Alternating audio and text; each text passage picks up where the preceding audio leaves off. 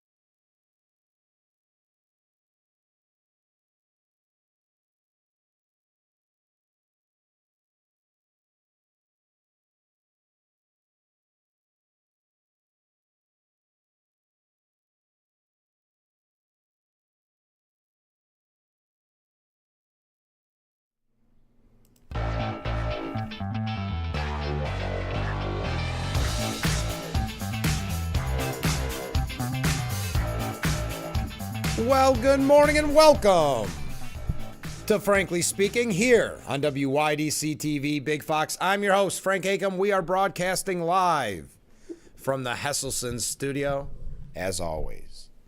We have a big show in store for you today. Listen to this lineup. In the 6 o'clock hour, towards the end of the 6 o'clock hour, we're going to be talking with Elisa Trosha. She's going to tell us about, I actually have it right here, the Miss Colonial Days pageant. They are looking for contestants between the ages of 4 and 18. You see all that information on your screen. We're going to learn all about it just a little bit later on. And then in the 7 o'clock hour, Steuben County Sheriff Jim Allard. He'll be joining us. We've got a lot to catch up with him. We have some breaking news that we're going to get to in just a moment, I should say. But first, let's go through some viewer comments. Rick writes in, oops, got him out of order. Oh boy, the ambush of the South American visitor to the White House. Trump has zero class, shouting out unsubstantiated claims of genocide of white South African farmers. South Africa is very dangerous. Some of my colleagues went there and worked. Go to work, then straight back home to the bars on the windows. Not a safe place. The networks are saying 0.1% to 0.4% of the nearly 20,000 people murdered there are farmers. I think South Africa came there to work on trade talks. That ain't happening.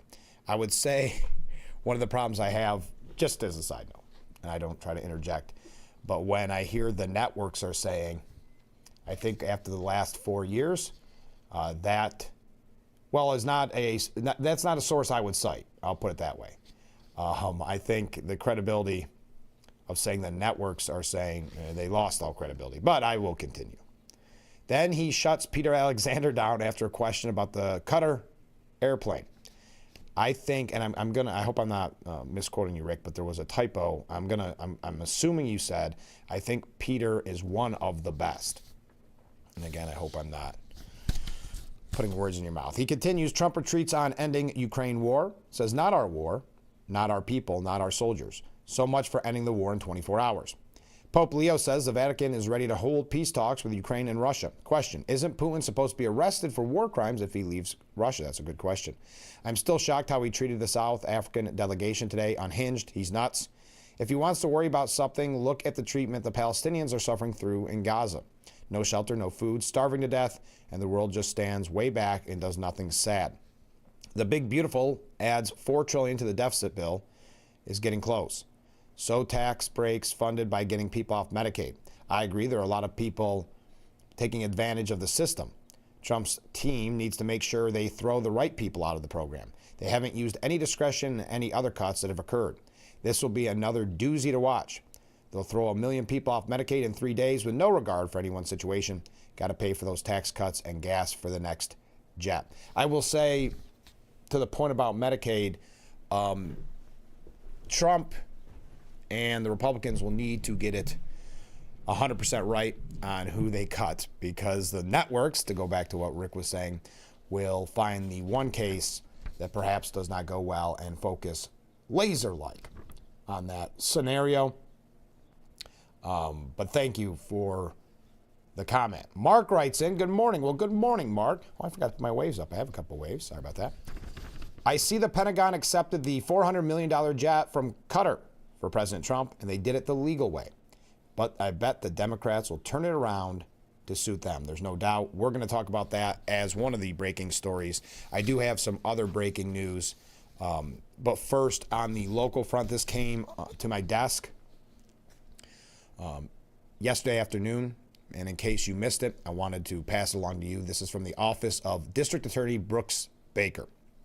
The Steuben County Grand Jury has handed up an indictment charging 35-year-old Carrie A. Warner of Pain and Post with 30 criminal counts based upon thefts from the CSEA Union and Kelvin U. Smith Parent-Teacher Association over a period beginning in August of 2024 and ending when the scheme was discovered in February of 2025. So not a long period of time, but quite a lot of money allegedly taken. According to the district attorney, Brooks Baker, the case came to light when Corning Pain and Post school district officials were made aware that a substantial check from the Kelvin U. Smith PTA to a vendor for a school fundraiser sponsored by the PTA had been returned for insufficient funds. The defendant was at the time the treasurer for the PTA and in charge of the fundraising effort. She was also serving as treasurer for a CSEA unit at the school.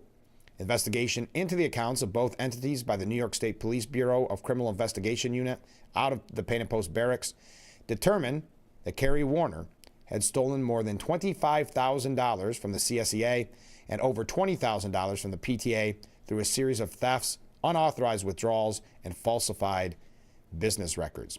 Just quickly, we'll read through the charges.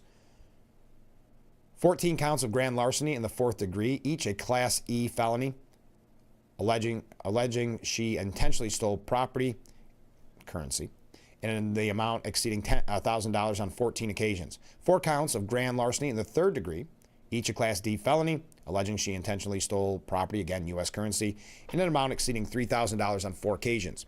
4 counts of falsifying business records in the first degree, each a Class D felony, alleging that with the intent to defraud, she made false entries into the business records of the PTA and or CSEA union to cover the crimes of larceny on 4 occasions. 1 count of scheme to defraud in the first degree, a Class E felony, alleging that Warner engaged in a systematic, ongoing course of conduct with intent to defraud more than one person and so obtain property with a value in excess of $1,000 from one or more such persons. 1 count of forgery in the second degree, a Class D felony, that, with the intent to defraud, she falsely completed a commercial instrument, a check. And finally, 6 counts of petty larceny, each a Class A misdemeanor, alleging the defendant stole property, again U.S. currency, in the amounts of $1,000 or less on 6 occasions. Defendant, who was previously arraigned on a felony complaint in the Steuben County Centralized Arraignment Part, is currently at liberty, released as required by New York's bail reform statutes. Yes, she's out because of bail reform. Let me read that again. Is currently at liberty, released as required by New York's bail reform statutes to pretrial probation supervision. She has retained counsel and will be arraigned in Steuben County Court at a future date. So we'll keep you up on that. That broke late yesterday, and I wanted to make sure that that came to your attention again. Carrie A. Warner, 30 criminal counts based upon thefts from the CSEA union and Calvin U. Smith PTA. Also, yesterday we talked about the school budgets, and we had 2 budgets locally that failed, one worse than the other. Horseheads received 51% yes votes, but they needed to hit that 60% threshold, and so that therefore it failed. At Corning Painted Post School District, of course, nearly 60% voted no to that major increase. We'll keep you updated on that, but the reason it failed, we'll see what they propose in the future. You've heard my whole thoughts on that. We discussed it at length yesterday. But just to give you an update statewide, similar to last year's school budget vote, 97% of New York school districts voted in favor of their budgets, with the number rising to 99% for school districts staying within the property tax cap. Well, maybe something for Corning Painted Post to keep in mind, and Horseheads. 99% passing rate for schools staying within the property tax cap. 42 districts statewide sought to override the 2% property tax cap.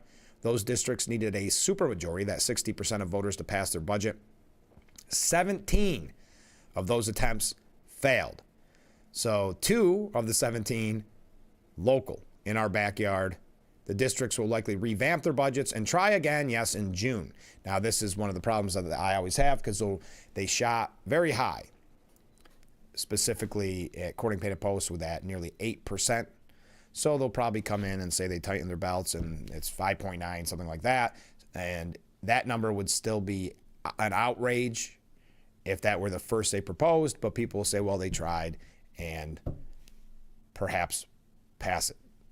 That's what happened last year. We'll see what happens this year if people have had enough. I know from comments on the program, many people are still very solidly a no vote, but there will be most likely another try in June. According to David Albert, Chief Communications and Marketing Officer at the New York State School Boards Association, because the state budget was so late, many school districts had to dip into their rainy day fund to balance their budget. So there you are. Oh, by the way, it says here we did get some relief in this year's budget. Districts can now get a second 2-year waiver for the purchase mandate on electric buses. New York is transitioning to a 100% zero-emission electric school bus fleet by 2035. It's too early to know how many transportation propositions were passed in this year's school budget vote. But there you are, 97% of New York school districts voted in favor of their budgets, where Horseheads and Corning Painted Post did not.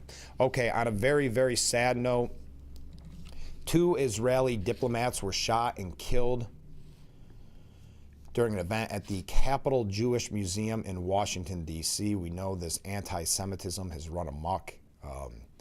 It's been festering on college campuses, but unfortunately, it's all unfortunate, but we've also seen it in the streets of places like New York City, in major cities.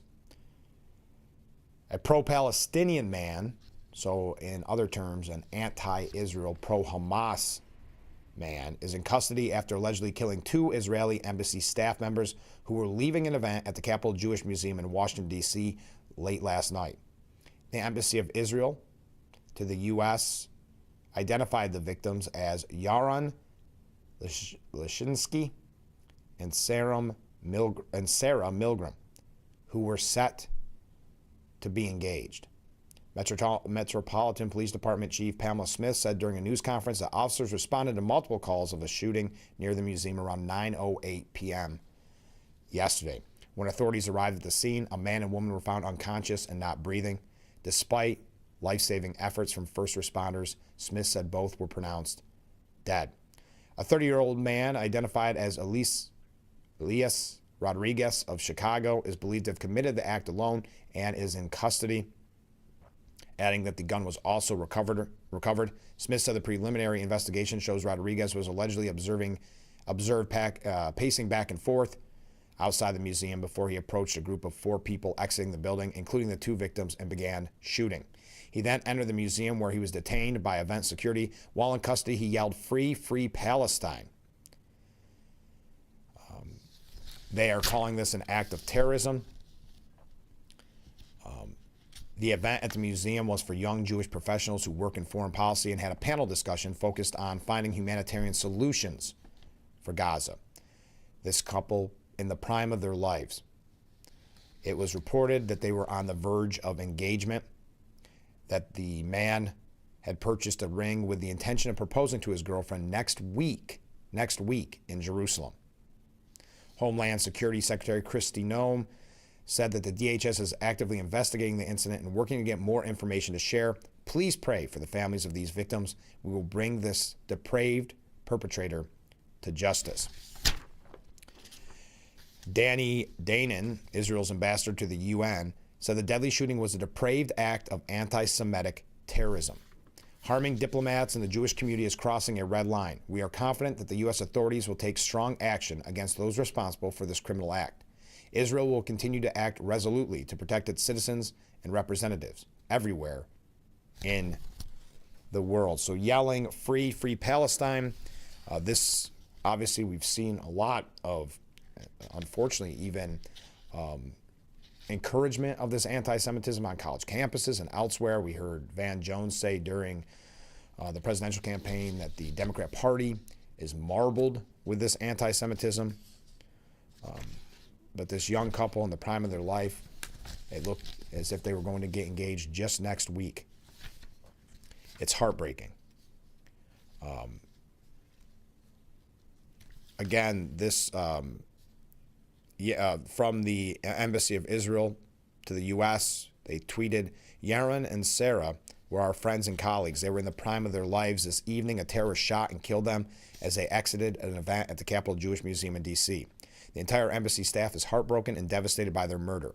No words can express the depth of our grief and horror at this devastating loss. Our hearts are with the families, and the embassies will be by their side during this terrible time. Buying that engagement ring to propose next week. President Trump, writing on Truth Social late last night, these horrible DC killings, based obviously on anti-Semitism, must end now. Hatred and radicalism have no place in the USA. Condolences to the families of the victims. So sad that such a thing as this can happen. God bless you all.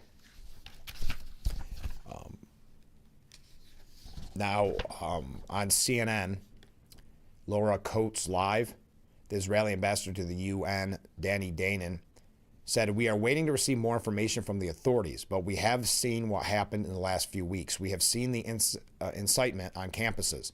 We have seen the incitement in many places, and unfortunately today we faced a horrible terror attack against innocent people. I'm sure that the authorities will make sure they will find out exactly who is behind it, but I think the more important issue is also to address the incitement. When people are spreading lies, blaming us for genocide, calling for intifada, and armed revolt against Israel, that is the consequences that we saw tonight. I think we'll have to go and look deeper about the incitement that we have seen in the last few weeks. And we've seen this incitement on college campuses where the Columbia University president was booed and hissed at during the commencement speech as she defended ex-student Mohammed Khalil. We'll talk a little bit about that. I'm running late. We'll talk just quickly on that. Then we do have to get to the South African president. We're also going to talk about that jet from Qatar. Your thoughts on that? Big news coming out of New York with a recent poll about the gubernatorial race. A couple things about Cuomo. We have so many guests this morning, and we have a lot to get to. So stay with us. Keep those comments, keep those waves coming in, and we'll be right back with Frankly Speaking here on WYDC TV, Big Fox.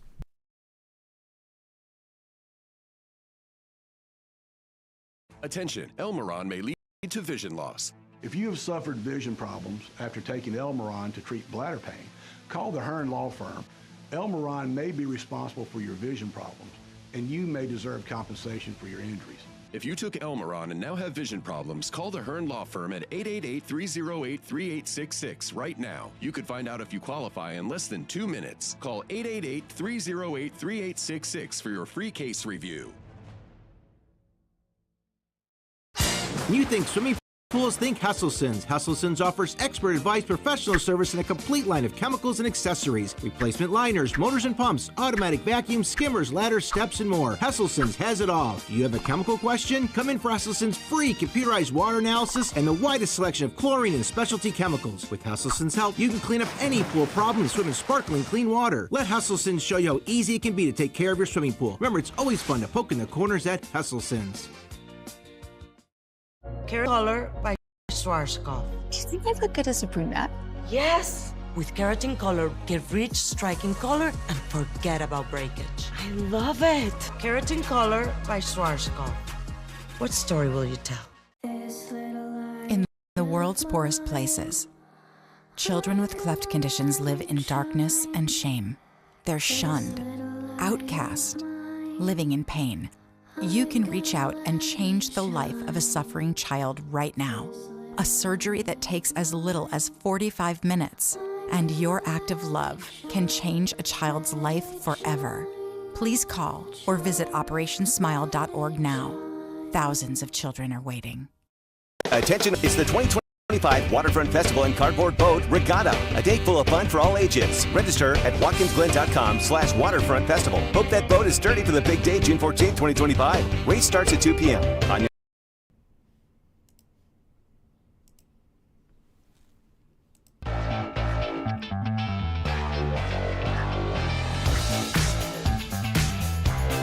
The Frankly Speaking Roof Cam brought to you by Boss Security in Horseheads. Contact them today for all your business and home security needs. We are back broadcasting live from the Hesselson studio.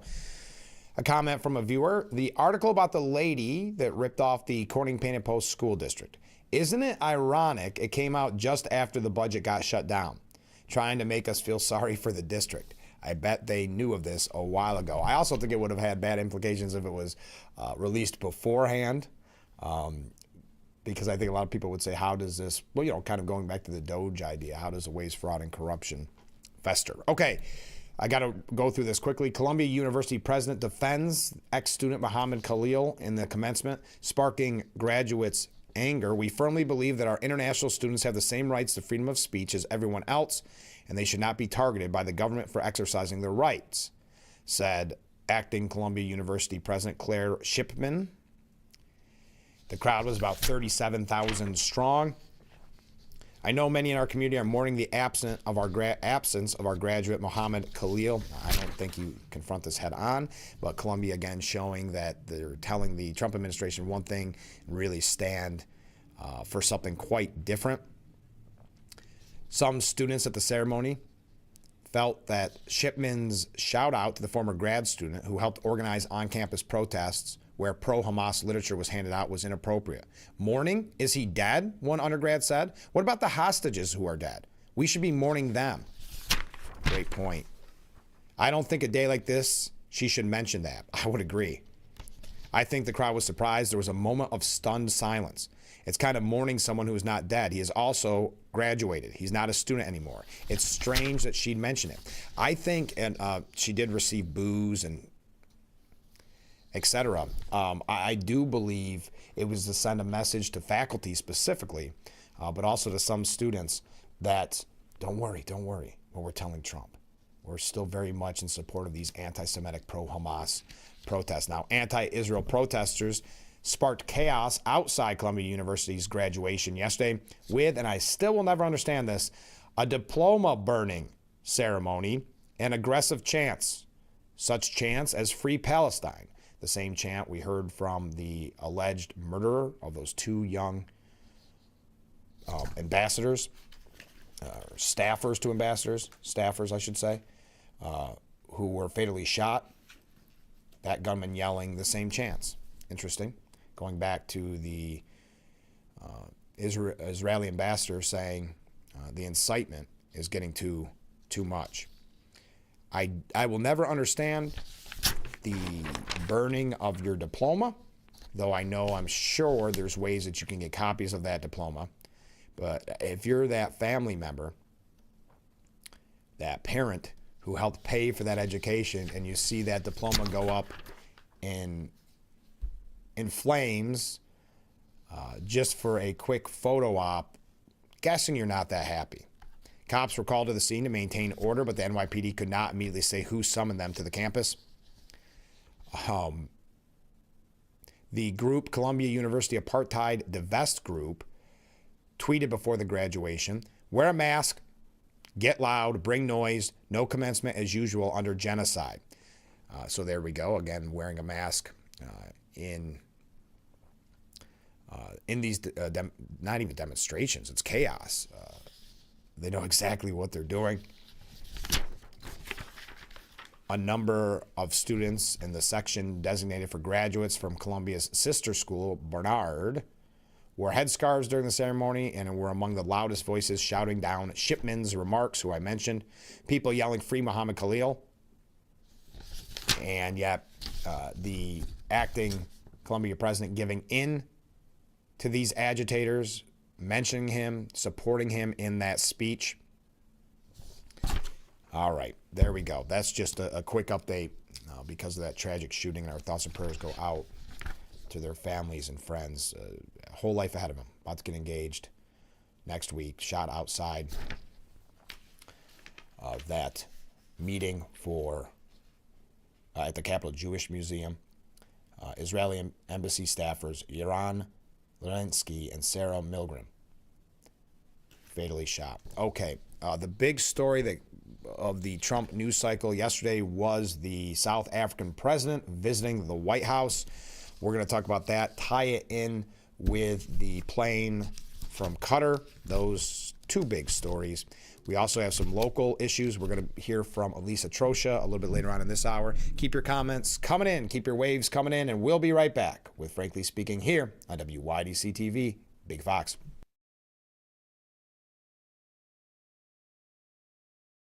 From laminate and vinyl to tile and wood, Floor & Decor has more options for pros, homeowners, and anyone looking for the right look at the right price.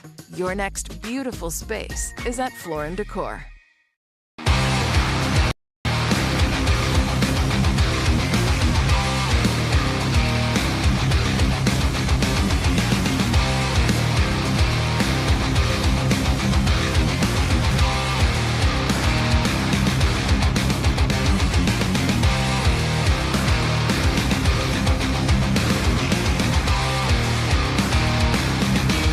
yours at Current Power Sports in Pine City, New York and Wellsboro, Pennsylvania. Visit CP and go sailing with the Captain. 1.75-liter Captain Morgan spiced rum in glass or plastic bottle is on sale for $27.99 a bottle all month long. Save more with a mail-in rebate of $3 off one bottle or $15 off three. Babbage Sauvignon Blanc from New Zealand is on sale for $10.99 a bottle. A mail-in rebate saves you even more. $3 off one bottle or $24 off six. GCP Discount Liquors and Wines and Horseheads. The best in service, selection, and price. Scamming is a huge problem today. Worldwide, seniors lost $4.8 billion to scammers in 2024. The Steuben County Office for the Aging is here to help. Come to our seminar, Recognizing and Avoiding Financial Scams, Wednesday, June 4th at the Main Place in Hornell, New York, from 10 a.m. to 1 p.m. Learn how to identify scams, how to protect yourself, and fraud watch tips. Also, the Steuben County Office for the Aging will provide tips on emergency preparedness, June 4th at 12 p.m. To learn more, go to steubencountiny.gov/235. Catch Twins local news and weather by visiting WYDCTV.com. We've got daily and weekly weather forecast, question of the day, things to do, and more. WYDCTV.com, your website for everything.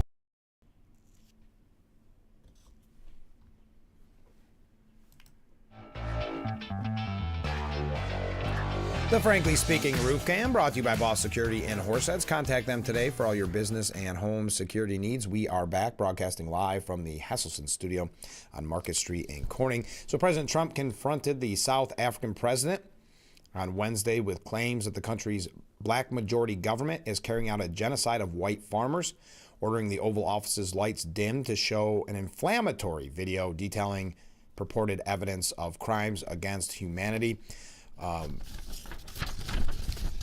CNN, and specifically Stephen Collinson, is saying that world leaders have a huge new problem: Trump's Oval Office smackdowns. And I'm not going to go into all the specifics of what he had to say, but he compared them to WWE cage matches. Trump's dressing downs are a metaphor for a U.S. foreign policy that is, quote, erratic, politicized, and awash in conspiracy theories. As Ukraine and Jordan also found out, the more vulnerable a country, the more hostile a reception they tend to get.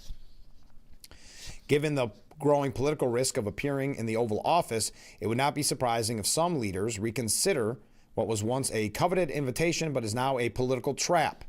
This could have diplomatic consequences, with global South nations like South Africa now looking more to China than the U.S. Now, Ramaphosa, I hope I'm pronouncing that right, knew what was coming. He was joined by his white agricultural minister in the new multiracial coalition government. Trump's friends, the South African major champion golfers Ernie Els and Retief Goosen, were also drafted in. But that didn't stop Trump dimming the lights and showing what CNN is calling right-wing propaganda about South Africa. So now he's suggesting that Zelensky overshadows every meeting, that it's always reminiscent of Zelensky, that is the trend. Then he asked the question, which leaders best handled Trump in the Oval Office? The media's coverage never ends. But the visit everyone wants to see is how a meeting between Trump and Pope Leo the 14th will go. Now, Nicole Wallace on MSNBC's Deadline said another day for the history books today for Donald J. Trump. An astonishing display from him in the White House today. Donald Trump meeting with the president of South Africa and attempting to ambush and humiliate that leader inside the Oval Office. But what he did instead was embarrass and humiliate the people of the United States of America again in his meeting with President Ramaphosa. Trump peddled unsubstantiated claims of genocide in South Africa of white South Africans, a group that ruled during apartheid in South Africa. It is a fringe conspiracy theory pushed by the likes of Elon Musk, Tucker Carlson, and David Duke, the former Grand Wizard of the KKK. Have you ever noticed that the only people that give David Duke a soapbox is the mainstream media? Have you ever seen him anywhere quoted or videos or anything other than when the media highlight him? I find that such a strange one. I don't understand that, but lumping those people all together, Elon Musk, Tucker Carlson, David Duke. It's good to see MSNBC's staying on point. In the Oval Office, Trump said we take from many, many locations if we feel there's persecution or genocide going on. And we had a lot of people. I must tell you, Mr. President, we've had a tremendous number of people, especially since they've seen this. Generally, they're white farmers and they're fleeing South Africa. And it's a very sad thing to see. But I hope we can have an explanation of that. It will be the end of the country if it's not fixed. Wallace then said, there you have it, conspiracy theory peddling leader of the United States of America, sitting inside a gilded Oval Office again, tarnishing America's image around the world. Now, on Fox News, with an interview with Joel Pollak. Joel Pollak is the Breitbart News senior editor at large. This was during, what was the Fox show? It doesn't say here. It was with Martha McCallum. Shortly after the meeting between the two heads of state, Pollak praised Trump for forcing a conversation about the progress of South Africa that has made or hasn't made. What kind of progress they have made or haven't made, which he referred to as the most important thing to happen to South Africa since apartheid ended 31 years ago. So this conversation, according to Mr. Pollak, is the most important thing to happen to South Africa since apartheid ended 31 years ago. When McCallum asked whether Trump's assertion that white South Africans are facing a race-based genocide is true, Pollak explained how the crime and tension in the country is amounting to a situation that will lend itself to genocide. Quote, South Africa has extremely high levels of violent crime that are growing worse, and that crime affects both black and white South Africans, as Joanne Rupert, one of the South African businessmen in the room, pointed out. But there's also the separate issue of the targeting of white South Africans, especially farmers. And many South Africans believe that it is a deliberate act to target those farmers, and they hear the rhetoric of Julius Malema, who Trump put on the video. By the way, in reaction to the meeting, Julian Malema posted statements in which he stood by his position, and his party reiterated the chant, "Kill the farmer." You have a situation that will lend itself to genocide, because this kind of incendiary rhetoric is being used to justify those farm killings, and that's what Trump is pointing out. Okay, in that meeting also, it was asked about the Qatar jet yesterday. Ooh, we got a lot of comments and waves coming. Thank you. The United States has accepted, and the reason I will tie these in with a better segue in just a second, but the United States has accepted a 747 jetliner as a gift from Qatar. Now it is going to need to be upgraded. The media is presenting it as it's got to be taken down to essentially the studs for security reasons, and that could cost $1 billion. Secretary of Defense Pete Hegseth accepted the $400 million Boeing-made jet and has tasked the Air Force to figure out how to quickly upgrade it for use as Trump's official plane, according to the New York Times. Legal experts have questioned the scope of laws relating to gifts from foreign governments that aim to thwart corruption and improper influence. Democrats have also sought to block the handover. We know Chuck Schumer had put forth a bill that would not allow planes to be gifted or something. Qatar has dismissed concerns about the aircraft deal, and Trump has also shrugged it off, saying it would be stupid not to accept it. So this has been reported. This was breaking yesterday. Defense Secretary Pete Hegseth said he accepted the 747 in accordance with all federal rules and regulations. The Department of Defense will work to ensure proper security measures and functional mission requirements are considered for an aircraft used to transport the president of the United States. The Qatar Prime Minister insisted that the gift is normal between friends like he and Trump. Our intention is to have a very clear exchange that the U.S. is in need for to accelerate a temporary Air Force One.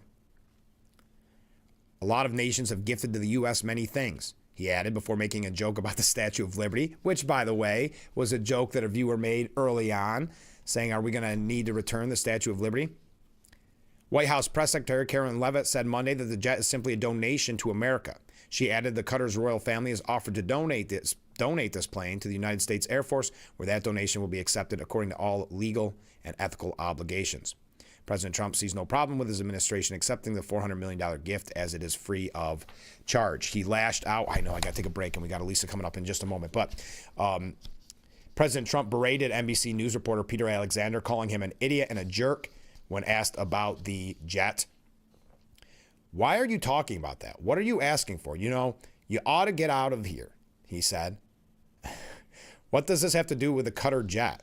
They're giving the United States that they're giving the United States, because this was at the kind of the Oval Office meeting, the press part of it, with the South African president, calling Peter Alexander a jerk and an idiot. Big story when we come back. Well, when we come back, we're going to hear from Lisa Trosha about Miss Colonial Days, which is coming up on the 12th, but they're looking for contestants, and they're asking that contestants sign up before June 1st. So if you know anybody that would like to join, you can find out more after the next break. But big news, Trump's big, beautiful bill has cleared the final committee hurdle before the House floor vote.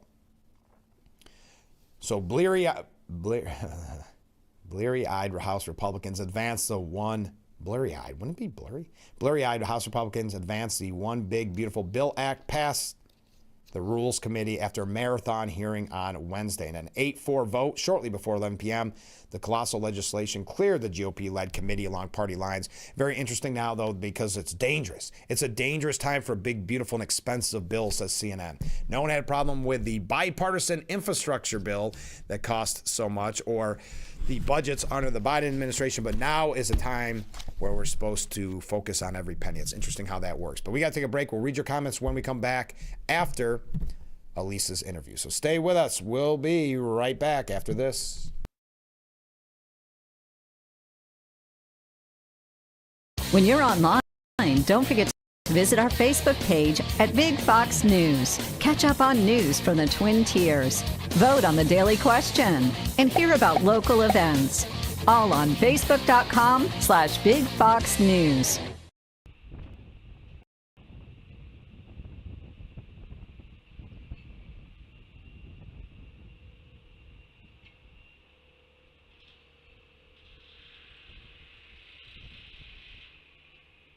It's a new season of Sherry. Having a good time has always been my #1 goal. I tend to get crazy. At my age, I should not be jumping up and down like that. And if you don't know what I mean, ask your mama. The young ones, y'all like, we don't know what you're talking about. But I promise you, in 30 years, you will. It's the best time in daytime. Weekdays at 2 p.m. on Big Fox. The Big's website is here now. WYDCTV.com. Local and national news that keeps you informed and involved. WYDCTV.com. Today's weather up to date and in your town. WYDCTV.com. Sports news, local events, and health stories that affect you. WYDCTV.com. The Big Fox website. Your news here now. WYDCTV.com. If you have one regularly used hair relaxers or straighteners and were diagnosed with uterine, ovarian, or endometrial cancer, you may be entitled to significant financial compensation. I've used hair relaxers for years. I had no idea they could cause cancer. Chemical hair relaxers and straighteners have been linked to serious conditions, including several types of cancer. If you used hair relaxers and have been diagnosed with uterine, ovarian, or endometrial cancer, call us now. There's no fee unless we win your case. Call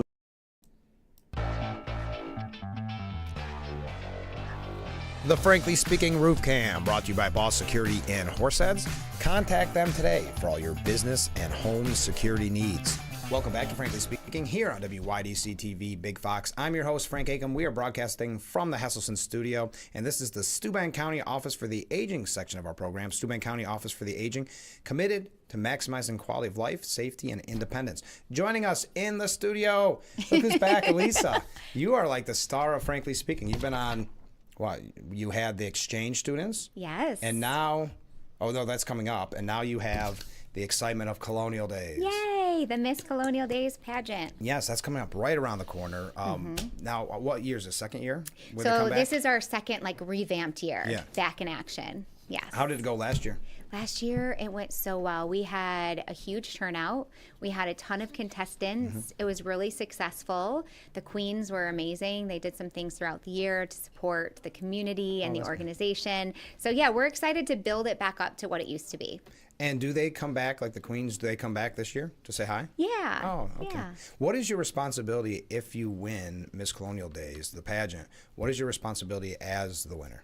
So we have 5 different queens, but Miss Colonial Queens, they're all pretty much the same responsibilities, but they represent the organization throughout the calendar year. Okay. So we look to them to basically be out and about in the community, presenting themselves well. We have different activities throughout the year that they have to participate in.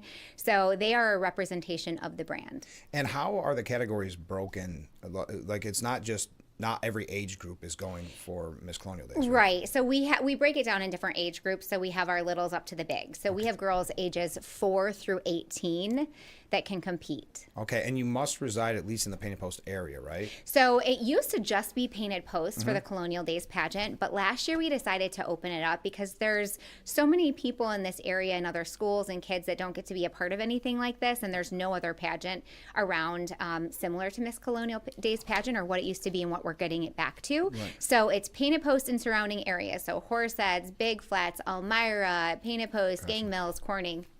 Now, where is this located specifically? Because I know it used to be in the park. Last year you were in right by Sit-in Bowl parking lot. Yeah, that's where it was, yeah. So we're going to be in that same area, but this year we're actually going to be, it's going to be held in the pavilion. Okay. So. Now, what are your responsibilities at the event? So I am coordinating everything, basically. Okay. So I work with the contestants, helping them get registered, and then I put everything together from A to Z. Like, I'm ordering the crowns and getting the sashes made, and I work with the queens after for the year, like coordinating events, so everything. What does a contestant need to know? Going into it or to register? Well, both, yeah. Okay, so registration, or in order to register, it's really just filling out a form. Okay. Most of them need the help of their parents, and they just ask some questions. How old are you? Where do you go to school? Some of your favorite things, getting to know you a little bit. They do have to submit a photo. They have to be a female between the age of 4 and 18, and that's pretty much it. And then, of course, live in those areas. And then the day of, so we will have a rehearsal the night before the pageant. The pageant is Thursday, June 12th. So we'll have a rehearsal on Wednesday that all of the contestants have to be present for. Okay. We do a run through, we kind of map out what it's going to look like, and then the pageant is Thursday at 6 p.m.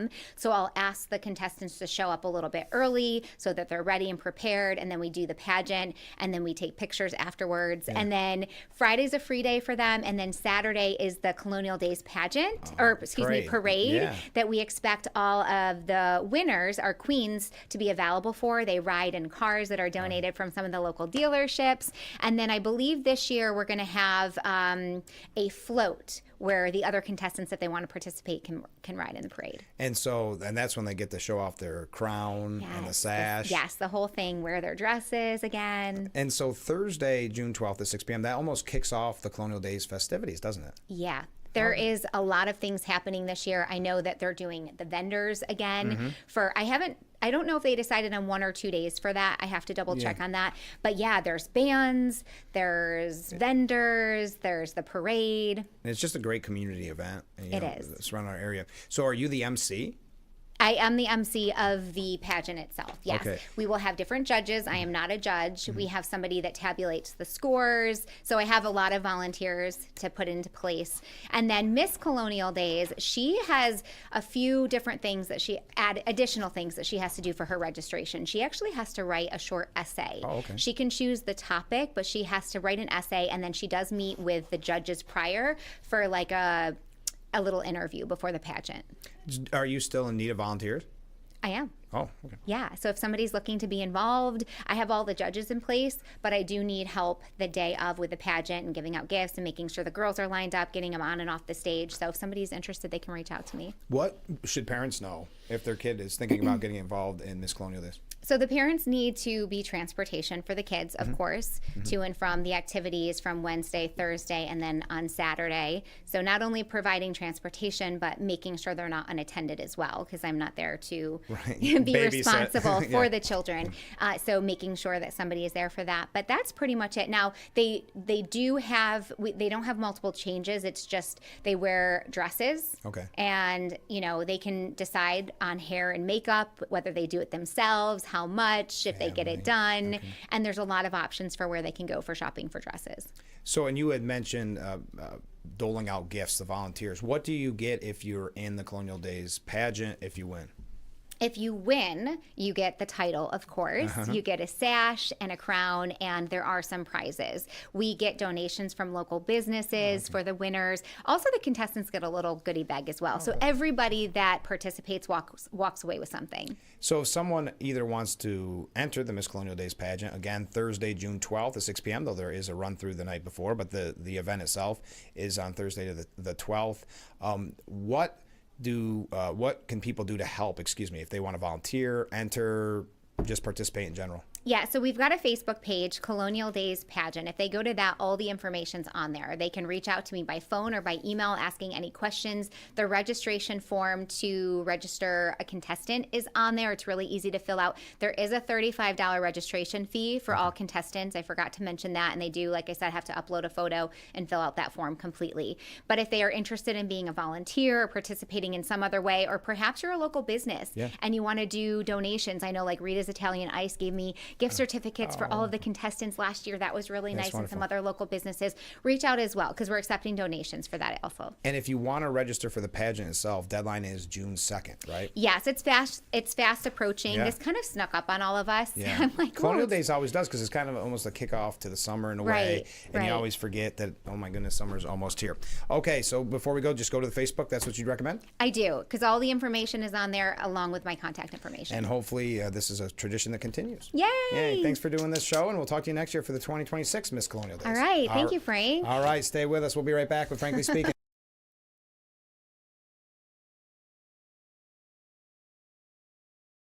From laminate and vinyl to tile and wood, Floor & Decor has more options for pros, homeowners, and anyone looking for the right look at the right price. Your next beautiful space is at Floor & Decor. When you're online, don't forget to visit our Facebook page at Big Fox News. Catch up on news from the Twin Tiers. Vote on the daily question and hear about local events. All on Facebook.com/Big Fox News. Seneca Lake offers you breathtaking views, gorgeous waterfalls, award-winning wine, and so much more. Your experience awaits you. Come experience Seneca Lake. Fox Sports app isn't just any sports app. It's your sports app. Your teams, your highlights, your scores. Get more of what you want. To the end zone. Stream your teams live. It's free with your pay TV subscription. Grab your Fox Sports app today. Fox 10 p.m. News is the first primetime local news for the Twin Tiers. Our reporters, Haley and Dante, scour the southern tier to bring you up-to-date news regarding local businesses, economics, and how national decisions impact our area. If you're not near a TV, don't worry. You can also catch our 10 p.m. news live on WYDCTV.com/livestream. Don't miss Big Fox 10 p.m. news on WYDC, on TV, or our website.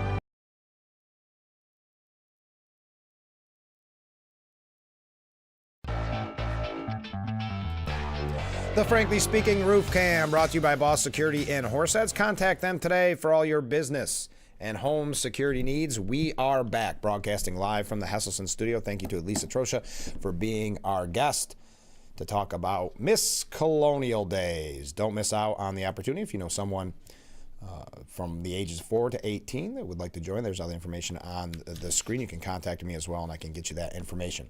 So a very big story. Oh, no, let's go to viewer comments. What am I thinking?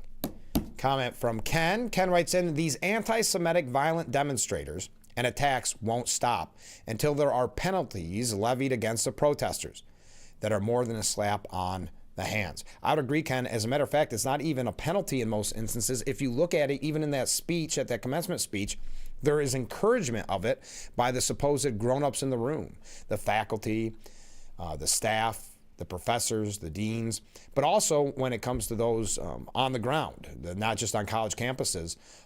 There is this, to quote the Israeli ambassador to the UN, the incitement by politicians, by leaders, supposed leaders.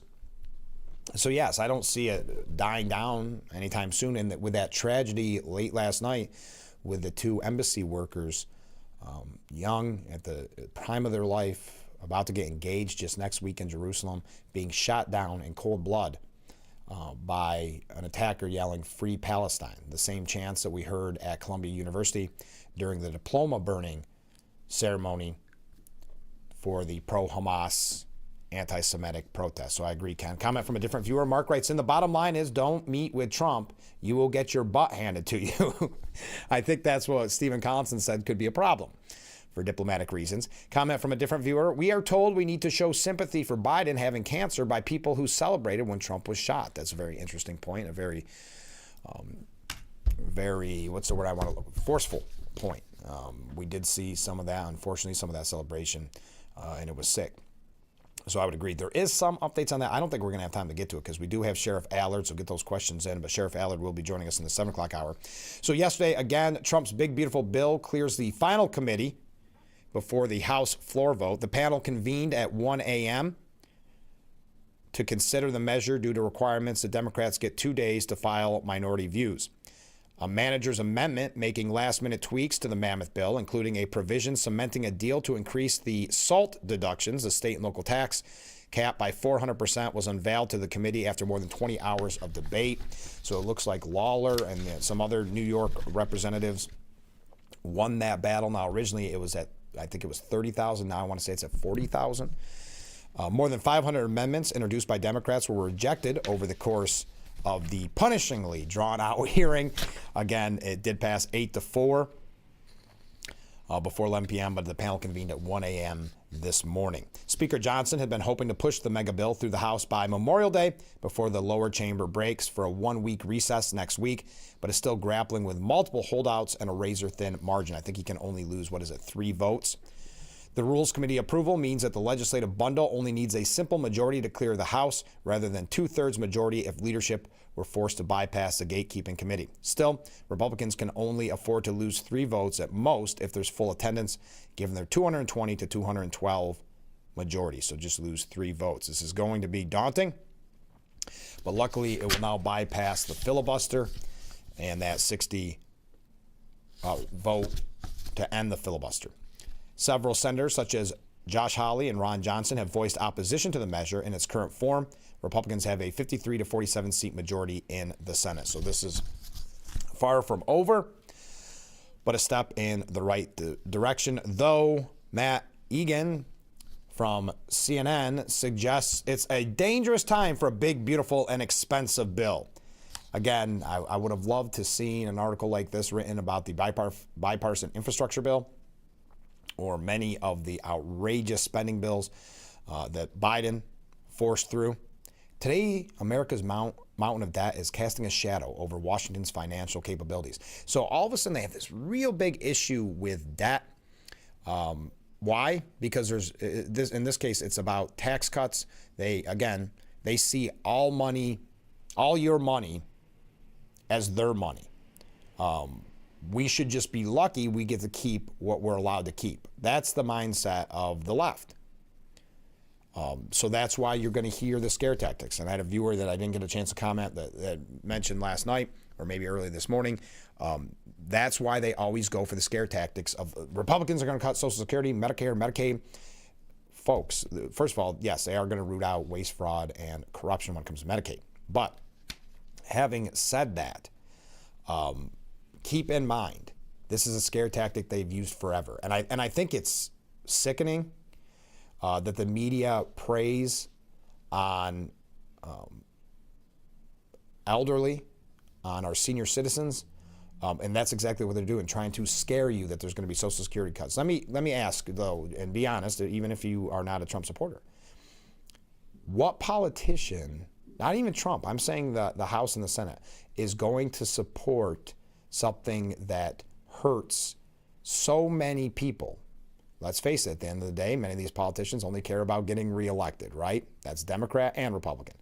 So they're going to sign their name to something that's going to hurt the elderly population, a population that votes in droves. It's just at the political face value makes absolutely no sense. But for the media and certain politicians to prey on the senior citizens, to scare them just for political reasons, I think personally is sick. Now, Having said that, oh man, there's going to be so many things we're going to miss. Okay, we've got some New York State issues I'm going to get to when we come back. One thing, quickly, Donald Trump Jr. teased yesterday about a future White House run. A lot of people have hoped that he would run for governor here in New York, and boy, do we have an update on the governor's race.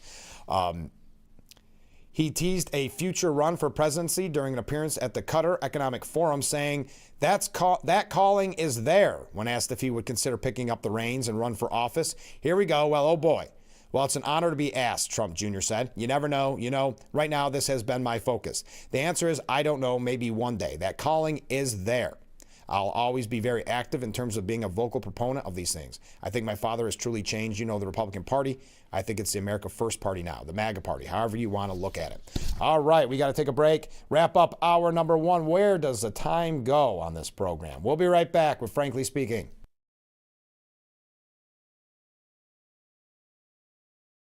Attention, Elmeron may lead to vision loss.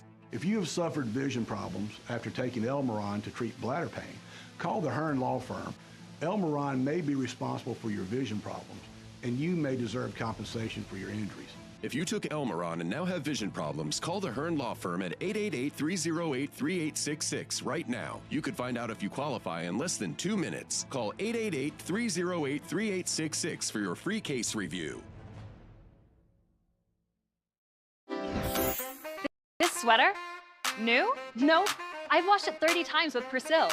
The color's still vibrant for out late, out cold, outside. It's vibrant wash after wash. Clothes look newer for longer with Persil. When you're online, don't forget to visit our Facebook page at Big Fox News. Catch up on news from the Twin Tiers. Vote on the daily question and hear about local events. All on Facebook.com/Big Fox News. Scamming seniors is a huge problem today. Worldwide, seniors lost $4.8 billion to scammers in 2024. The Steuben County Office for the Aging is here to help. Come to our seminar recognizing and avoiding financial scams and identifying elder abuse. Monday, June 9th at the Corning Senior Center in Corning, New York from 1:30 to 4 p.m. Learn how to identify scams, how to protect yourself, and learn fraud watch tips. Come to the Corning Senior Center in Corning, New York from 1:30 to 4 p.m. on June 9th. Learn more. Go to SteubenCountyNY.gov. The Frankly Speaking Roof Cam brought to you by our friends at Boss Security. Contact them today for all your business and home security needs. We are back wrapping up our number 1. When we come back, before we hear from the Sheriff Jim Allard, I've got a couple of New York updates. We're going to hear from our friend Joe Sempolinski, who will also be on the program tomorrow. I know Joe is a fan favorite, so oh yeah, another thing I want to mention too. But I can't promo everything. But tomorrow he'll be on the program, so get your questions in. We have a huge update on the governor's race that we'll get to pretty much as soon as we kick off the next hour. So stay with us. I know this segment was really quick, running late. Thanks again to Lisa Trosha for being on the program this morning. She's going to join us again next week with some very special guests to talk about foreign exchange students. We all got to watch Sylvia grow up on this program as she was here with Elisa last year. Well, we have a couple special guests on the program next week. We're going to have a busy show next week. Stay with us. We'll be right back with Frankly Speaking and hour number 2 after this.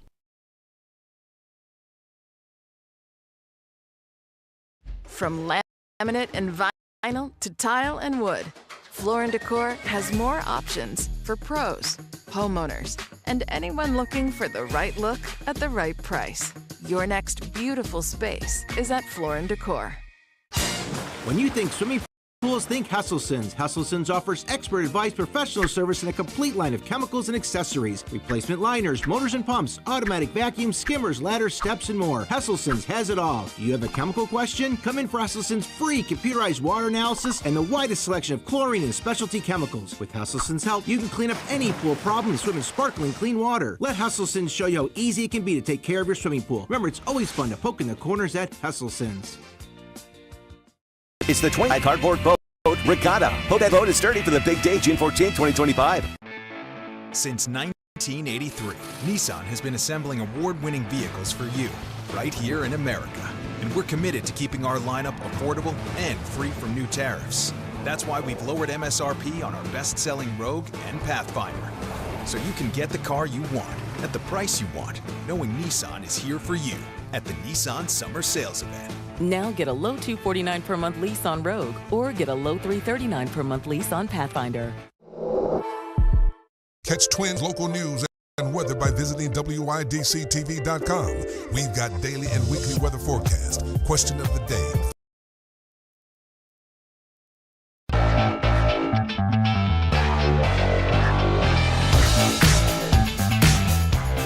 Hour number 2 of Frankly Speaking here on WYDC TV Big Fox. I'm your host, Frank Acom. We are broadcasting live and proudly from the Hesselson studio here on Market Street in Corning. Coming up in a little bit, we're going to be talking with Steuben County Sheriff Jim Allard.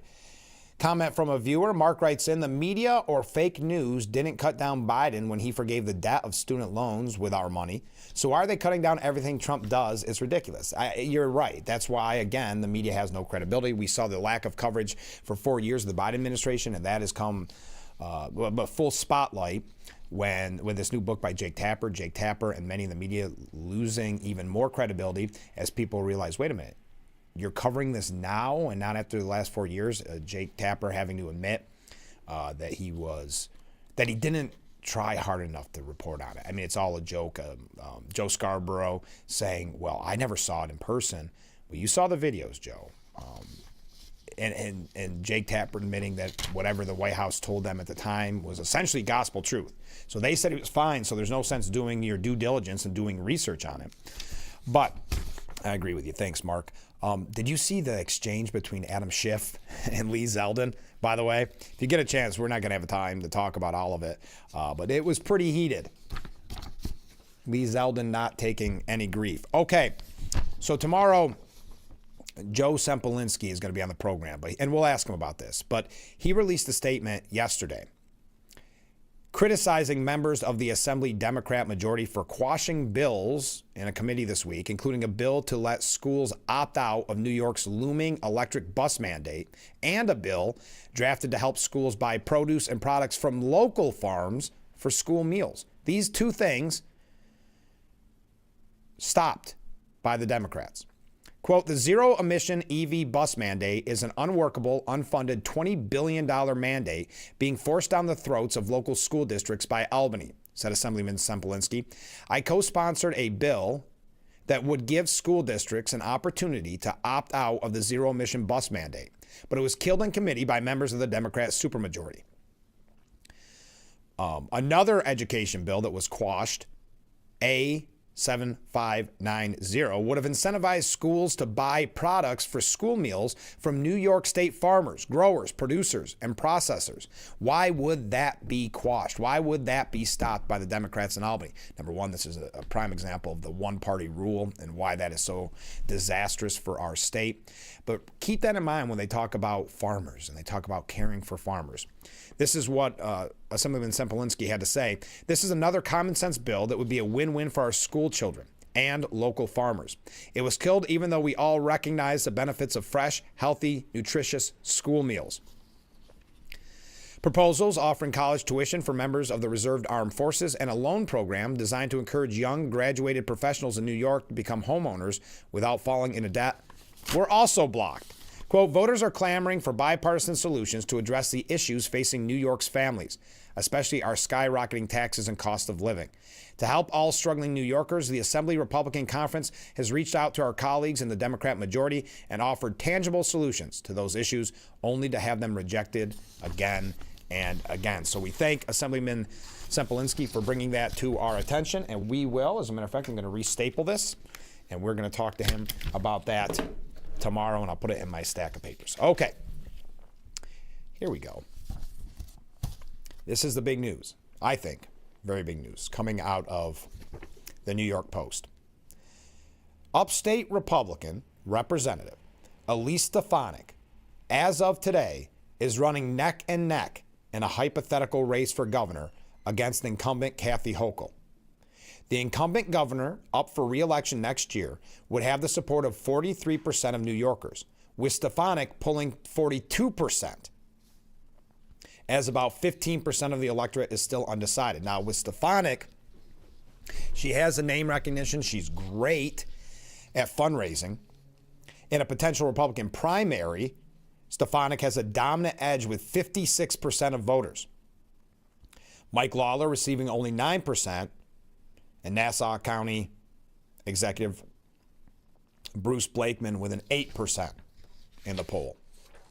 Hochul had only a 30% approval rating among the 1,163 likely voters, while 57% disapprove of the job that she's doing. We know that she does not do a good job when it comes to communicating.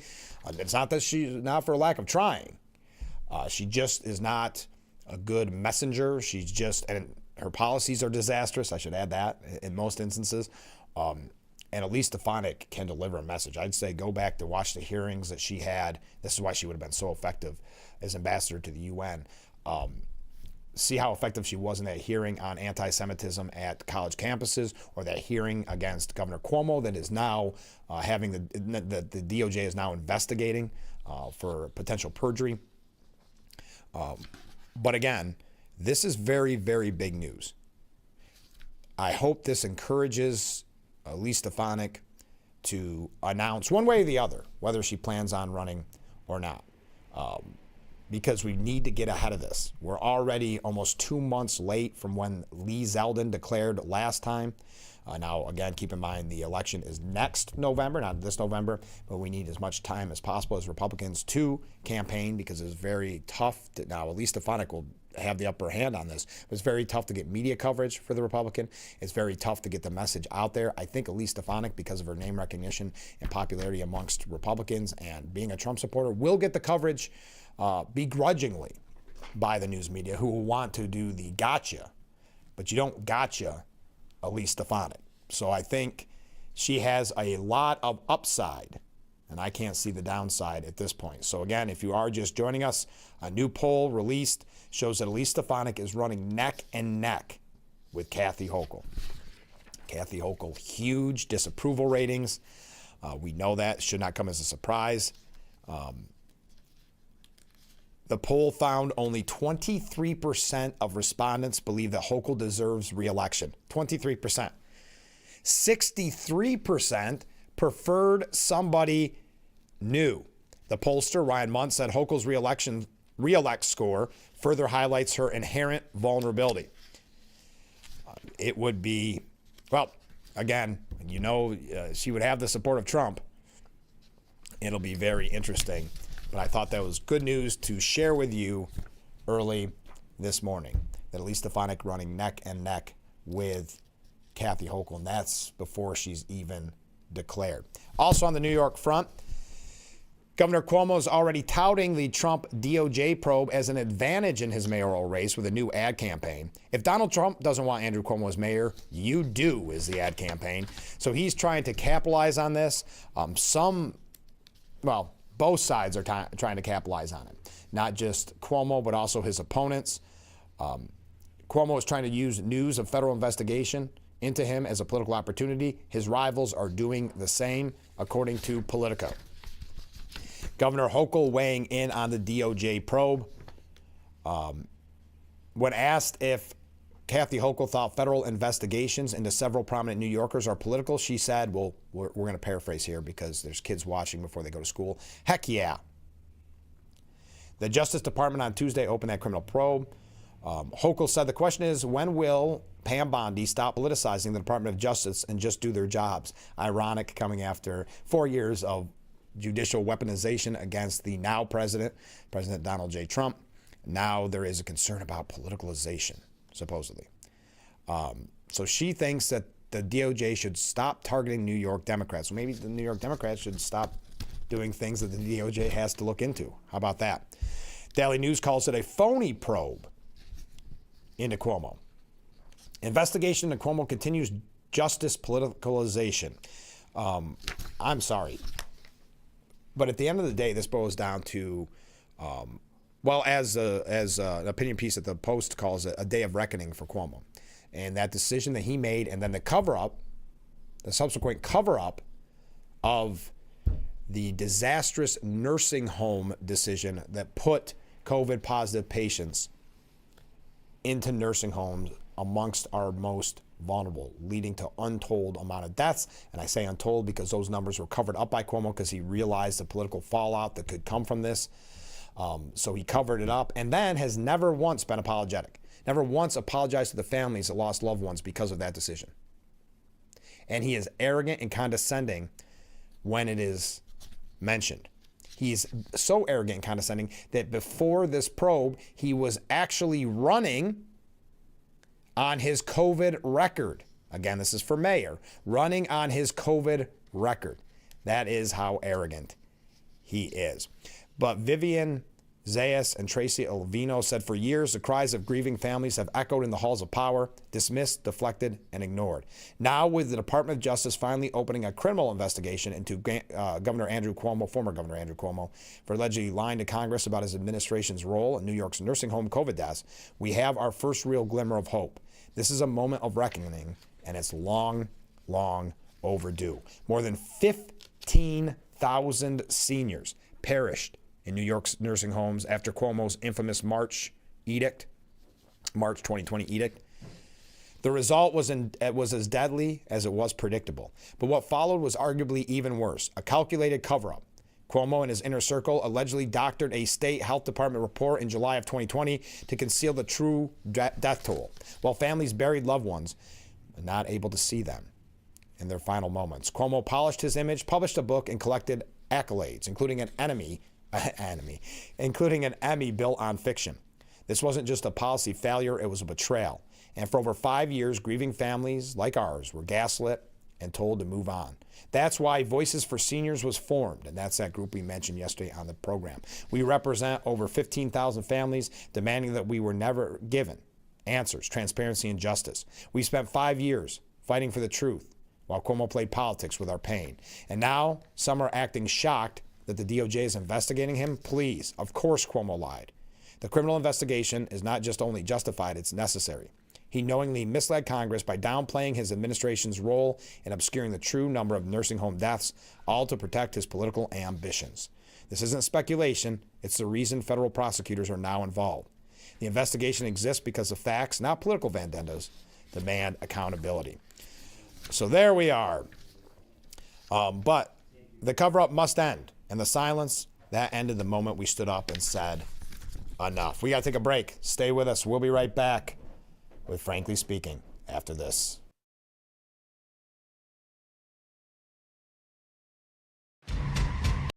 Anyone, anywhere can record crimes as they happen, and we're going to watch them right here. He just took his car.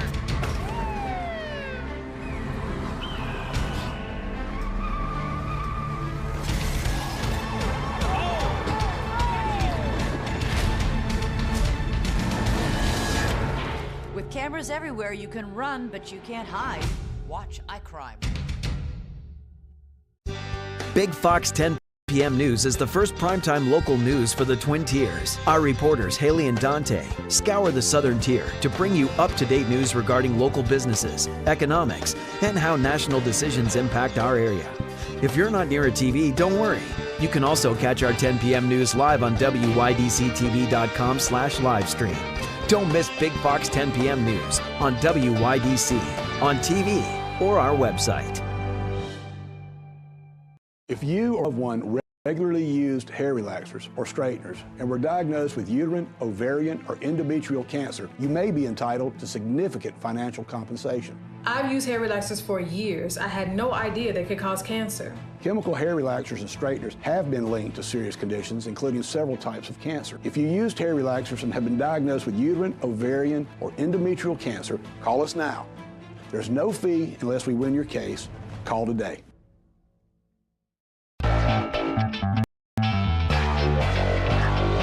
Welcome back to Frankly Speaking here on WYDC TV Big Fox. I'm your host, Frank Acom. And how can we help like that in our small businesses, not to sound cliche, but are the backbone of our community? Let's talk about Thanks, as always, to you, the viewers, for sending in your texts and your voicemails. Now we go to a comment. This is from John in Elmira. Make sure to catch Frankly Speaking only on AM Big Fox News WYDC, or visit our website at WYDC.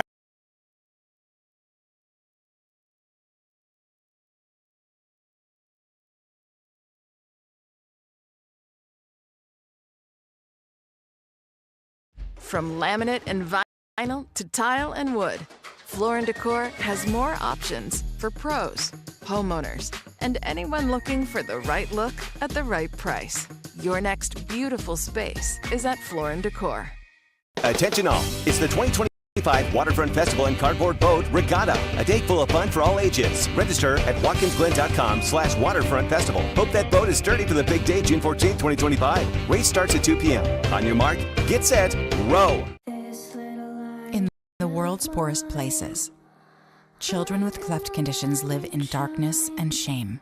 They're shunned, outcast, living in pain. You can reach out and change the life of a suffering child right now. A surgery that takes as little as 45 minutes. And your act of love can change a child's life forever. Please call or visit operationsmile.org now. Thousands of children are waiting. Something with a diamond in it. Diamondback rattlesnake. It's in the name.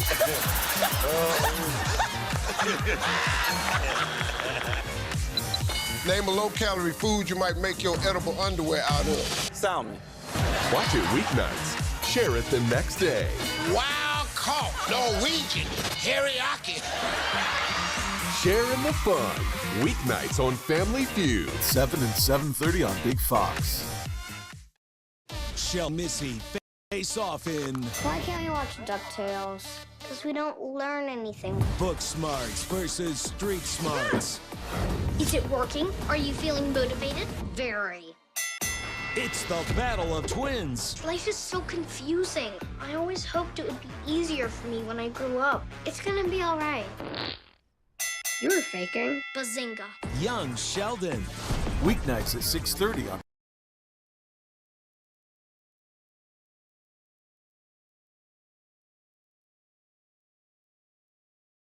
The Frankly Speaking Roof Cam, brought to you by Boss Security in Horseheads. Contact them today for all your business and home security needs. We are back, broadcasting live from the Hesselson studio, and this is the Steuben County Office for the Aging section of our program. Steuben County Office for the Aging, committed to maximizing quality of life, safety, and independence. And joining us in the Hesselson studio, Sheriff Aller. Good morning. Good morning. It's a beautiful day in Steuben County. It always is. We got a couple comments. This is unrelated to you, so I don't want to throw you off. This is before you got in, but I got to read them. I hope the gun owners get together and vote Hochul out if they don't want to lose their guns. And Elise Stefanik better get in the race soon if she wants to be Hochul. Did you see that poll this morning? Oh, no. That heat. Really? Yeah. And she hasn't I even see declared. she's been releasing statements. Yeah. It's going to be interesting. I love how Trump endorsed Lawler for Congress. Yes. You know, that was a clear message. That sends a message, yeah.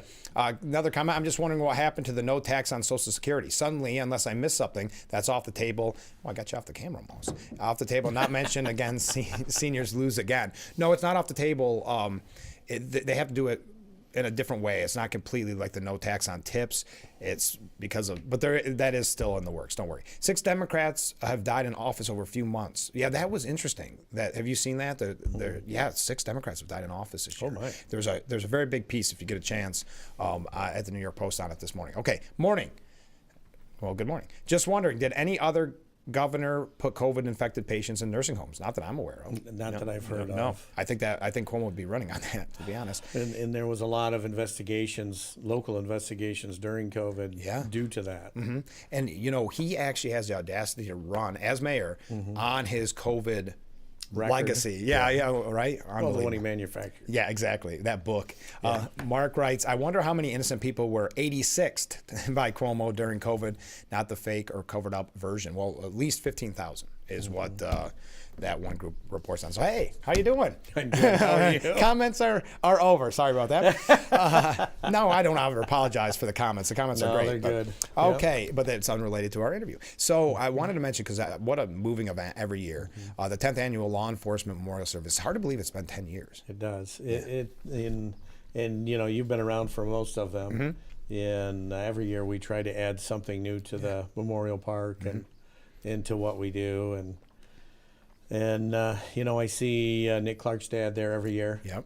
And that's heartwarming, because I was there that morning when Nick was murdered, and all that we've gone through since that time and the changes we made, and it's just as I look through the list of folks that have died, and I look at it always goes through my mind the number of funerals I've been to. Oh, sure. Line of duty funerals, and it's a tough memorial. I mean, it's tough to get through. It is. It is. Especially, I mean, I've said this a million times. Taps. I hope no one looks at me during taps. That's the toughest part. Taps and then Amazing Grace on the pipes. On the bagpipes. It's so moving. And how great was that young singer?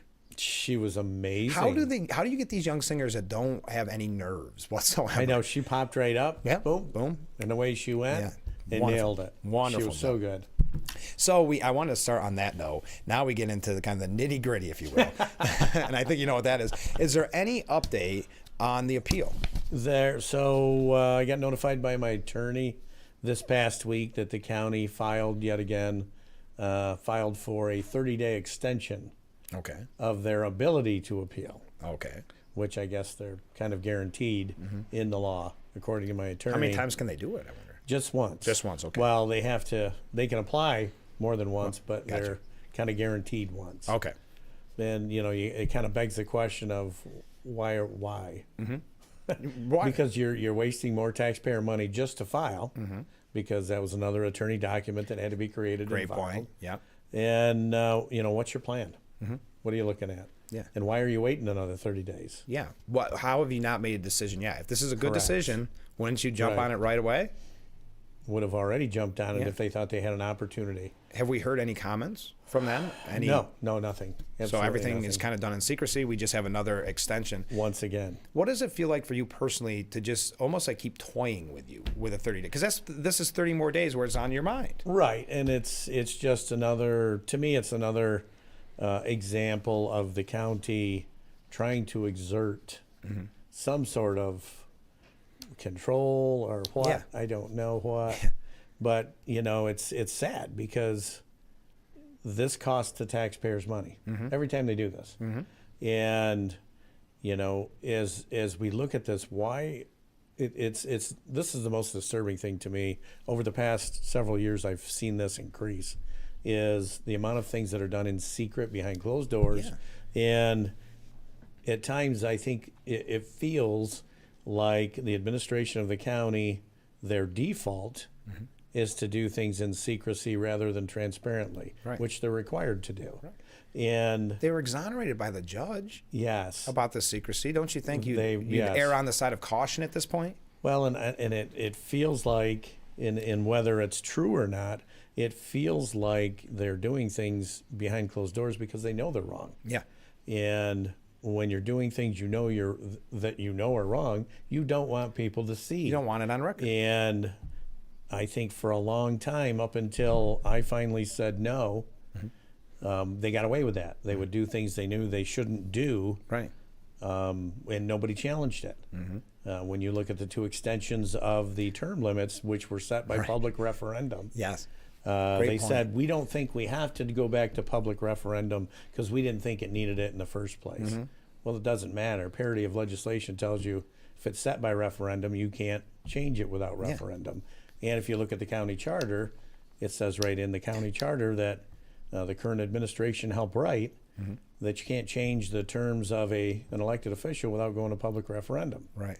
So what are we doing here? But nobody challenged it. So it became law. And no one, and there a couple things on this.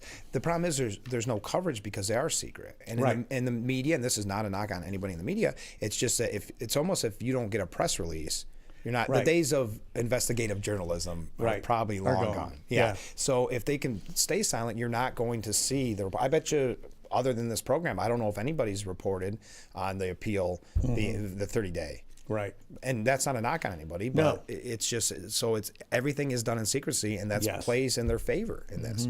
And I, this past legislative meeting, there was a resolution to change the administrative code. But when you click on the link, it doesn't tell you what the changes are. Yeah. It just has a copy of the administrative code.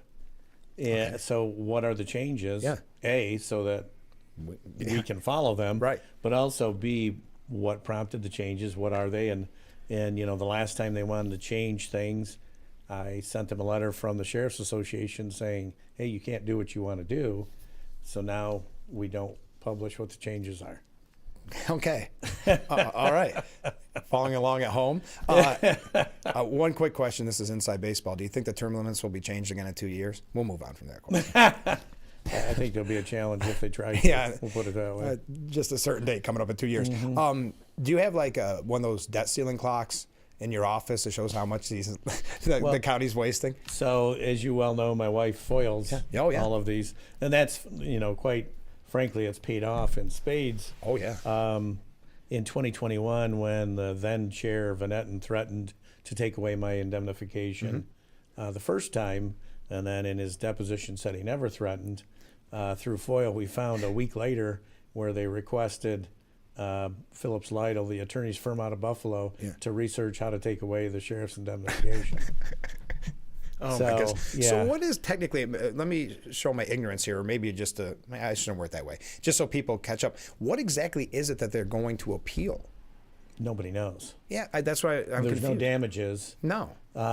All they want to do is not have to admit they were wrong. Okay, so I'm not wrong, because that's what I was having this conversation with somebody the other day, and I thought, well, what is it that they're actually appealing? When they asked me the question, I didn't have an answer. Right. So no one has an answer. So the order invalidated the law that they passed. I guess that's what they're appealing. But what a waste of money. Well, and the order also said if you want to go back and vote on it, if you want to do it the correct way, the legal way, you could revote. Yeah. Take it away. Yeah. You have the ability to do that. Yeah. But they know that it was not done in good faith. They know that it was not done legally the way they did it. And so they're hesitant to do that. Plus, there was no reason for it. No. The only reason they did it, according to people that were in the room, was try to convince me to not run again. How'd that work? Well, would you have ran again if all this didn't happen? Yeah, because you would have. Okay. I would have. When I first ran, I told the deputies when I met with them that I would do 12 years because I feel like in order to change a culture of a place, it's not fair to them to change over every 4 years. That is true. And then have somebody else come in, no, we're going to do it this way. Yeah. And then 4 years later, no, we're going to do it this way. It's not fair to the employees to do that. So I told them, if I do this, we're going to do it right. Yeah. And we'll do 3 terms. And after 3 terms, if you still want me, we'll talk. Yeah. And if my wife allows me, we'll talk. Yeah. And that's kind of where we're at right now. So, I always plan to do at least 3 terms. But going back to how we talked about the lack of coverage and people not even aware that there's this 30 days, I was really encouraged. I know I even reached out and texted you because I was really encouraged while taking out petitions how many people had the question about where does this person stand on the sheriff. And sometimes it wasn't even for the right office, but they're looking out for you. And I know you had that same experience when you were taking out petitions the last time for yourself, that it was kind of overwhelming because you don't know how closely people are paying attention. And now they are. Where before they weren't. And that's what really thrills me about this current election cycle. We have 3 legislative seats being primaried. Yeah. We've never had that. No. As long as I can remember, that's never occurred. And it means that people are going, hey, this is our county. Right. We need to step up, and we need to look at what's going on, and we need to make sure that things are being done legally and transparently. Yeah. And I'm thrilled to see the number of folks that are running. I'm thrilled to see the interest because, when you have a group that's been in there, we've got some that have been there 18 years. Right. That's a career. That's not public service. And they're, I heard Mr. Henry that's running for Attorney General against Letitia James next time. And he stated it very well. He said, some folks are public servants that are running for office, and some are politicians. And when you start making decisions that are all about you, and you use a public forum to make that, to cause you to feel better about yourself, you're no longer a public servant. Exactly. And when you ignore the cries of your constituents and the needs of your constituents, you're no longer a public servant. So I'm so excited to see a new group coming in that are excited to be public servants. Yes. and it's going to be such a refreshing change from what we have. And you're right. This is almost unprecedented as far as I can remember, because it's even been difficult, and we've had so many of them on the program already. Yeah. But it's been difficult, especially with the school budget vote and all of that, to say, I know. It gets a little confusing for people because we're just not used to having primaries, and there's a lot of people running this year that have very strong messages. Well, and I think especially in this area, you're seeing a resurgence in the Democratic Party, so they're going to be running too. So I think all the voters are going to have a lot of choices. They won't just have one choice. Right, which is good. It's very good. It's a healthy thing. Yep. And I wanted to mention this because I don't think we talked about it last time on the program, or because it might have happened after. Yesterday I had a candidate for Steuben County Legislator, Michael Vellino. And I thought that was really nice, and we talked about it on the show. I thought he did a good job. And I was excited to hear his take on. They felt the need to pass that resolution. What a wonderful, I think, just kind of being proactive. Stop wasting our money. Please. Well, it's funny. I did. I'll be on Talk of the Tiers on another. Somewhere else this Sunday, and that was one of the questions: is what makes Steuben County special? And I said, well, you got to start with the beauty of our county, from Cuca Lake to the hills to the everything in between. But the people, when you look at the vast majority of residents of Steuben County, they're not fooled. No. They are very well read, they're very well informed, and they keep up on what's going on. And you can have a slick talker out there. Not going to work. They're not buying it. No. Because they all have good common sense, by and large, and they all know what's right for our county. And when people start throwing out big terms and trying to encourage them, look over here, look at the shiny thing. While we're moving things over here, they don't fall for it. They don't. And I also think we're very lucky to be here. We're very lucky, and that's why I was so encouraged when I was taking petitions out. But I also think it's interesting every time you're on the program that even residents in Chemung and some areas that obviously they were upset from day one, because at the end of the day, you were elected by the people overwhelmingly too. By the way, I didn't realize it was 78% until I heard Mr. Vellino say that on the show yesterday. That's a lot. That's pretty good data. Now, who are those other? No, we can't. We got to have a word with those folks. But no, I just think that's what upset so many people in Chemung and elsewhere, saying, I know I couldn't vote, but this was about the voice of the people. Yes. And I think that's why there are so many primaries, because they're saying we need a voice again in Steuben. We need to be heard. Yeah. We need people in there that are reasonable, making decisions in our best interest. Correct. And when you see not in their best interest. Yeah, and you see the cost of how much this is continuing to cost us. It's up to $250,000 now. That is unbelievable. $250,000. Yep. I would ask the taxpayers, do you think there's a better use of $250,000 in Steuben County? I can show you one. Yeah, exactly. We might talk about that a little bit later on. We got to take a short break. Stay with us. This is Frankly Speaking on WYDC TV, Big Fox.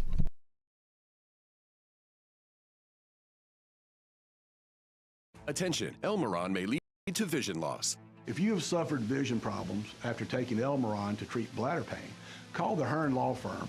Elmeron may be responsible for your vision problems, and you may deserve compensation for your injuries.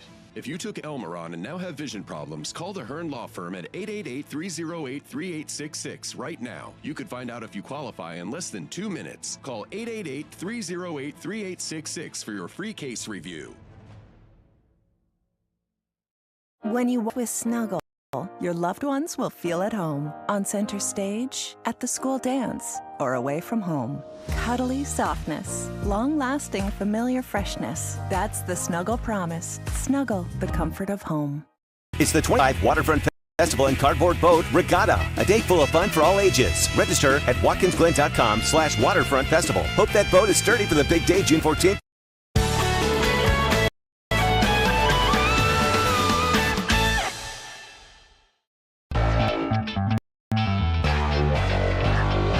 Welcome back to Frankly Speaking here on WYDC TV Big Fox. I'm your host, Frank Acom. And how can we help like that in our small businesses, not to sound cliche, but are the backbone of our community? Let's talk about thanks, as always, to you, the viewers, for sending in your texts and your voicemails. Now we go to a comment. This is from John in Elmira. Make sure to catch Frankly Speaking only on AM Big Fox News WYDC, or visit our website at WYDCTV.com. Fox 10 p.m. News is the first primetime local news for the Twin Tiers. Our reporters, Haley and Dante, scour the southern tier to bring you up-to-date news regarding local businesses, economics, and how national decisions impact our area. If you're not near a TV, don't worry. You can also catch our 10 p.m. news live on WYDCTV.com/livestream. Don't miss Big Fox 10 p.m. news on WYDC on TV.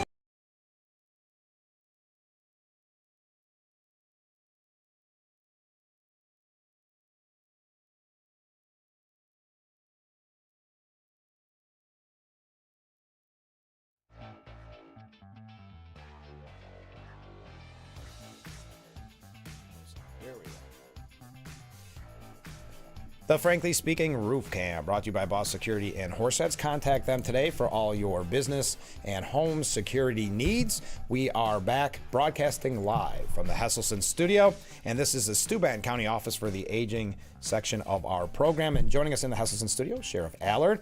All right, let's get right back into it. There's so much to cover. I didn't realize it when I put all this together this morning, and then I like to go on tangents and blow my whole schedule. Though one viewer did ask a question, hey, did you hear the NFL allows the tush push, a move that the Philadelphia Eagles used last year? Do you want to weigh in on that? And the Bills. Yeah. Everybody used it. I'm not shocked that they kept that. Anyway, talk about off topic.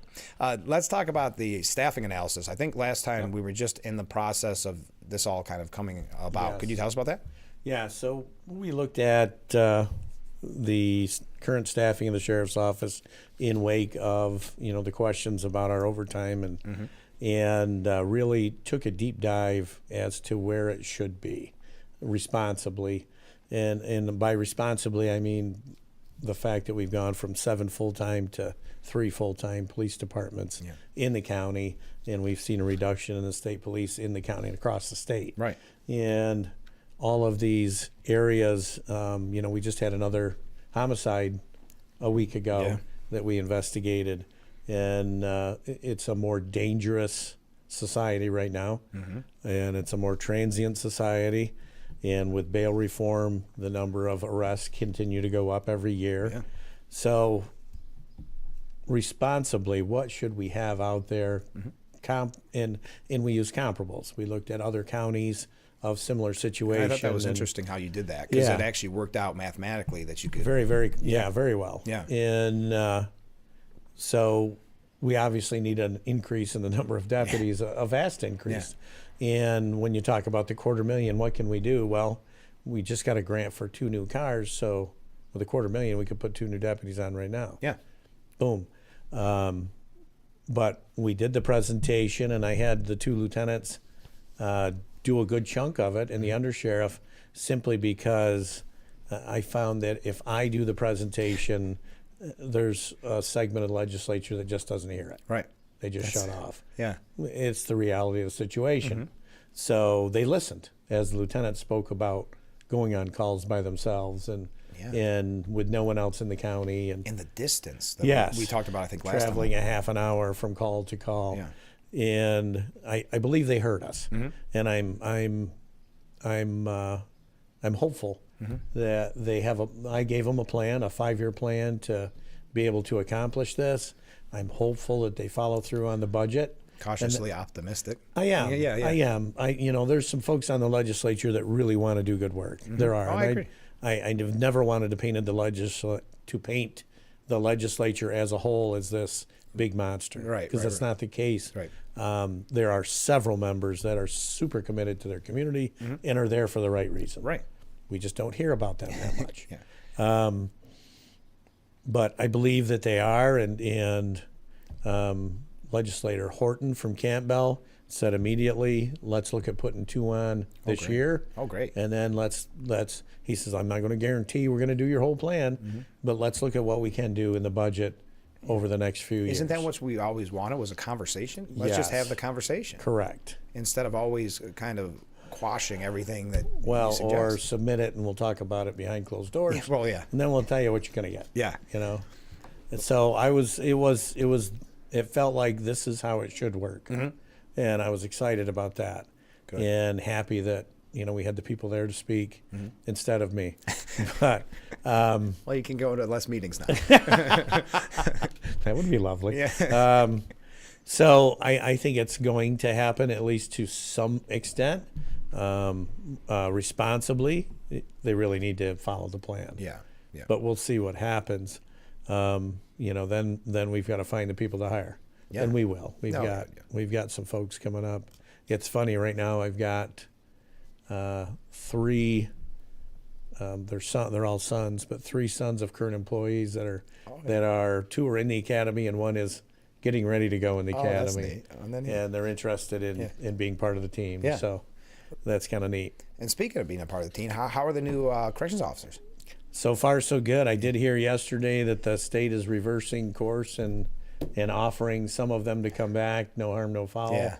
We'll see how that affects That's us. almost more insulting. Hey, you know how you haven't had a paycheck since February? Since February. By the way, let's forget this all happened. Yeah. You know, let's start over. Yeah. Let's go to counseling. Yeah, exactly. I never cheated on you. Yeah, It never happened. Yeah, no kidding. I mean that. Yeah. I don't know. And it's the same with the prison closures and the budget. Everything is so. We talked about this with Phil Palmisano last week. Everything seems to be just one big insult to corrections officers. Who would take the job? Well, if you look at law enforcement in general over the last 5 years. Yeah. And we talked about yesterday. I went to a meeting with all the Western sheriffs of New York State, and we got into a discussion about the Attorney General's investigations of in custody deaths. And at the end of that investigation, they only come back with 2 things: either we're taking you to grand jury, or there's not enough evidence to take you to grand jury. It never comes back that the use of force was necessary and justified. Well, that opens the door to all kinds of lawsuits and questions. And if you're going to do the investigation, do it correctly and come back with a valid response. But again, that just shows you the attitude of you're wrong. You're right. And we're going to try and find a way to show you're wrong. Oh, you can prove you're not wrong. Well, we're not going to say you're not wrong. And we're definitely not going to say you're right. Yeah. But we're just going to say there's nothing we can do. Well, and that's been the case from the beginning. When you already have what you think the conclusion should be, you're working towards that. Right. It's That's already not an investigation. It's not done in good faith. That's right a from the beginning. justification. Yes, absolutely. And just before we talk about some of that with the New York State budget, because we haven't talked about that either. How did the lunch go for the new corrections officers? How'd you do? Good, it? really Yeah? good. They enjoyed it. Yeah. They appreciated it. Yep, their first day on the job, a pizza party. Not too bad a place we to work. did. Captain Mills and I did 60 pizzas in 3 hours, I think. And everybody liked them. They scarfed them. Good. Yeah. Well, they're it was used good. to having pizza during the strike. Yeah. That was their diet for a month. Yeah. I better take a break. But when we come back, I do want to pick your brain a little bit about the state budget. If you think there's anything positive out of that $250 billion. $250 billion. Yeah. Unbelievable. All right, stay with us. We'll be right back with Frankly Speaking here on WYDC TV, Big Fox.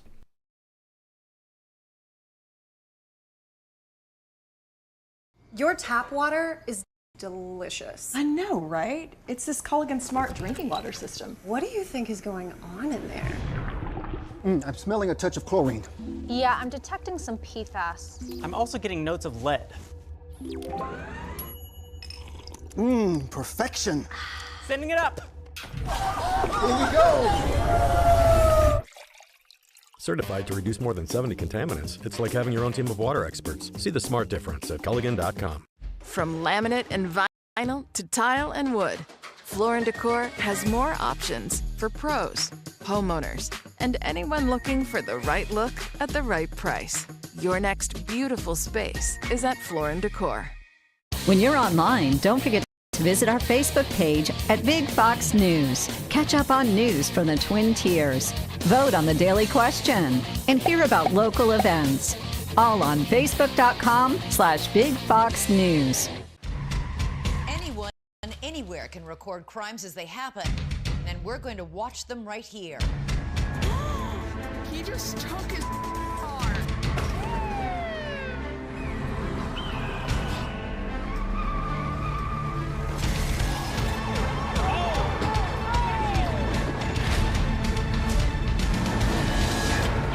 With cameras everywhere, you can run, but you can't hide. Watch iCrime.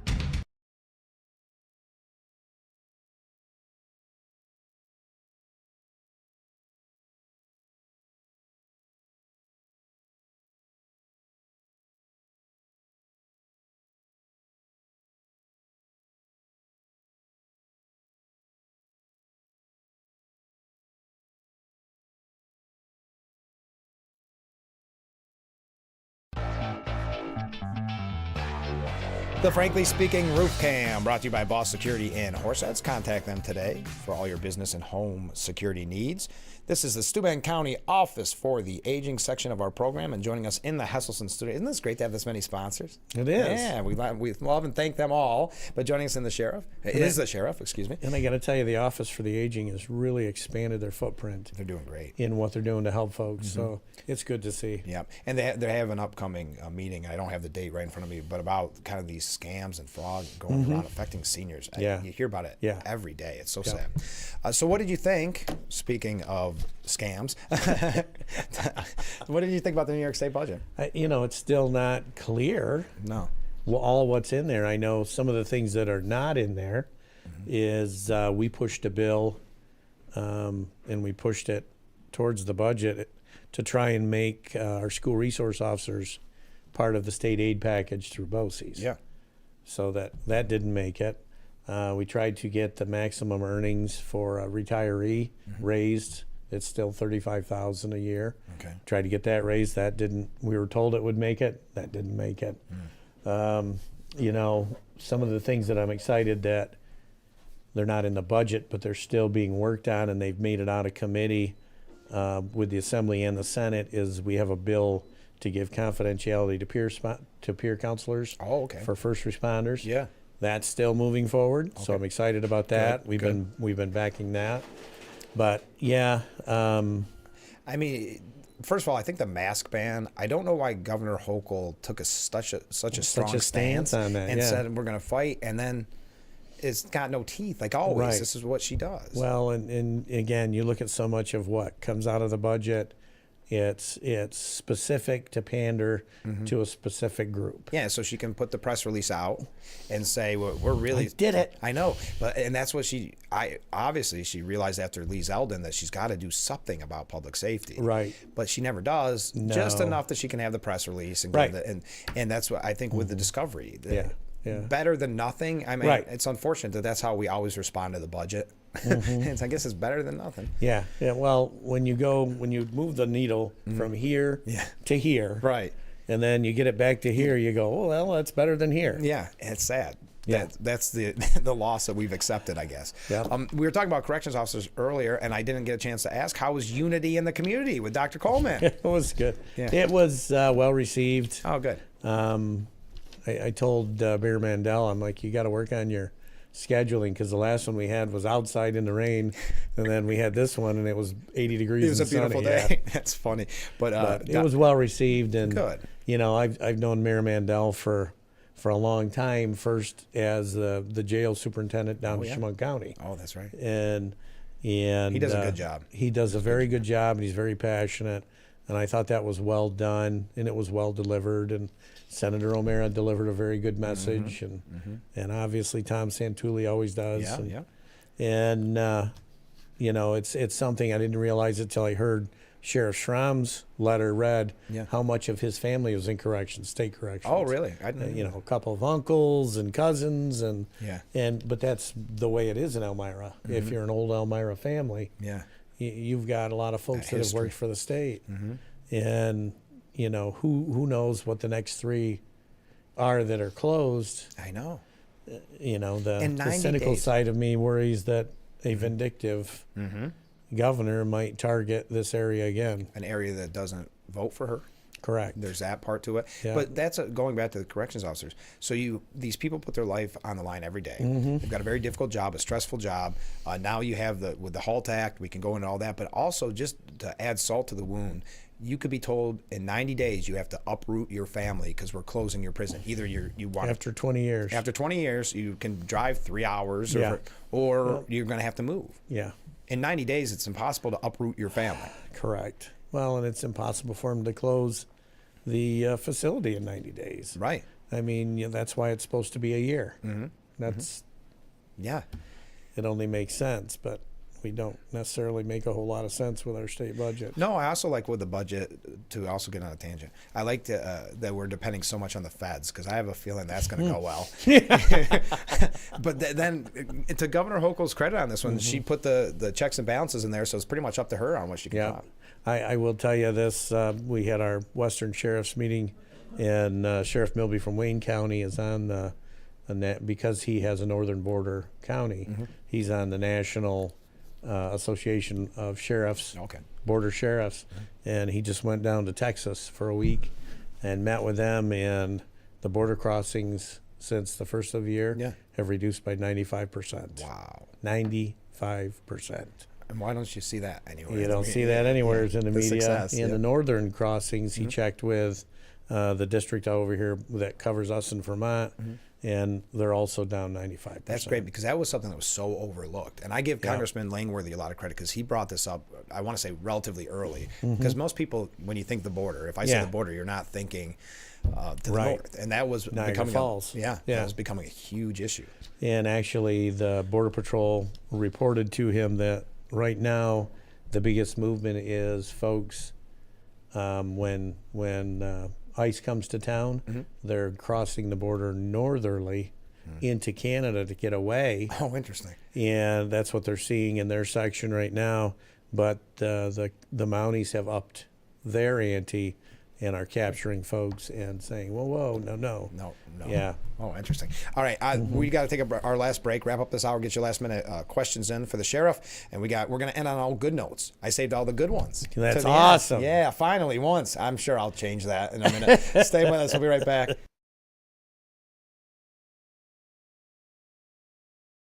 Advanced robotic surgery is now available in the Southern Tier. With the Da Vinci Surgical System, experienced local surgeons at UR Medicine St. James and Jones Memorial Hospitals can perform minimally invasive procedures with greater precision. That means less pain, shorter hospital stays, and a faster recovery so you can get back to life sooner. Trust the expertise of your local surgeons and the most advanced technology for your surgery. You no longer need to travel for cutting-edge surgical care. Visit robotics.urmc.edu for more information. This was our last chance to show who our son was. I can't say enough about pre-planning. When you are in those moments, you are not thinking clearly. We showed up for the remembrance, and we walked in, and we just, wow. It was arranged perfectly. Yeah. I certainly could not have done that in that moment. So to have those pre-conversations, it's really important. Visit carpentersphillipsflint.com to learn more about our family-owned funeral homes. If you or a loved one regularly used hair relaxers or straighteners and were diagnosed with uterine, ovarian, or endometrial cancer, you may be entitled to significant financial compensation. I've used hair relaxers for years. I had no idea they could cause cancer. Chemical hair relaxers and straighteners have been linked to serious conditions, including several types of cancer. If you used hair relaxers and have been diagnosed with uterine, ovarian, or endometrial cancer, call us now. There's no fee unless we win your case. Call today. The Frankly Speaking Roof Cam, brought to you by Boss Security and Horseheads. Contact them today for all your business and home security needs. It's hard to believe we are wrapping up today's program with the sheriff. There we go. It's the Steuben County Office for the Aging section of our program, and we're broadcasting from the Hesselson studio. So some good news. By the way, how much fun was it? This is one of the main reasons I ran for Irwin Town Council, because of this. I say that jokingly. It's the Forest View Gang Mills Fire Department banquet. That is a blast every year. It is it's a good time because they're good folks. Mm-hmm. And it's a family atmosphere, obviously, with the Beer Weilers. Oh yeah. And it's a joy. I've gone to it every year since I was undersheriff. Yeah. Oh wow. And it's always a highlight of the banquet season. It is. Yeah. As you know, I go to a lot of fire banquets. Sure, of course. And that one's one of the highlights that I look forward to. It's fun, but also it's in the neighborhood. Yeah, exactly. I love it. I do. It's very rare that I can say that I have an event on a Saturday and I'm excited for it. Right. Like that. You know what I mean? Yeah, and it was just such a fun time. So it always is. As always, thanks for the invite. You got a couple big events coming up. It's already, it doesn't feel it necessarily, but it's getting summertime. It is. First of all, I think this is a wonderful idea. The open before we know it. I know. The open house is the first one that's coming up. Tell us about this. So as we're looking at our challenges in staffing and recruiting, and again, I steal my best ideas. I saw another county that did an open house for recruitment, and we're doing so much, not just police, but first police and corrections, but first responder. We're teaming up with the Hammondsport Fire Department and the county EMS and we're holding an open house July 19th. It's a Saturday. It's going to be at the Hammond Sport Fairgrounds. And we're going to have our folks there doing demos. We're going to have firefighters there doing demos, and hopefully EMS there. And I'm going to see if we can get somebody from the county personnel office there for it. It'll be 10 to 4. And we're going to try and drum up some interest and say this is what we do and what you can do if you come work with us. Yeah. And if you want to serve your community, be part of the solution, this is how you can do it. And, you know, I was talking with some college kids the other day, and they were asking some a little bit grumpy questions about law enforcement. I said, look, if you want to change it from the inside. Yeah. Become part of it. If you don't like what you see, change it from the inside, because it's easy to sit outside and throw rocks. Of course. That's the easiest thing That's in the world. That's my job. Well, I said it, not you. But if you want to change things, become part of it. Become part of the solution. Yes. And then this is going to be fun, the annual golf tournament. Yes. You've been doing this how many years, do you think? This one's going to be another 10-year anniversary. Wow, that's unbelievable. I know we talk about it every year, but then we don't have a lot of time left on the show, but it's not too late to be a sponsor, of course. Correct. It's not too late to get a team together. Correct. And it's cutthroat. It's at Twin Hickory this year. Yes, we're going to have it at Twin Hickory up in Hornell this year. And Corning Catering will be there for the dog at the turn and the banquet at the end. And is Billy playing this year? He has a team, yes. Ooh, that's going to be interesting. Yes, if you want to see Billy Spalding play golf, come to our golf Which tournament. is everybody's dream. It's on August. It is. It's on August 22nd. Is there? What's the best way to sign up for a team? Get a hold of Terry Moore. Okay. My secretary at 607-622-3930. Okay, we'll have plenty of time to promote that before the event, but we want sponsors, of course, to call now so they can be a part of it and to get teams going. The more the merrier. Yep. Great food and fun time. And again, that raises money for the Sheriff's Foundation, which donates everything to the Memorial Park. Right. And has donated 5 canines to the agency so far. That's great. And a bunch of training. They just donated, I think it was $8,000 worth of supervisor liability training. Oh, okay. I mean, it's just amazing what they do. They do.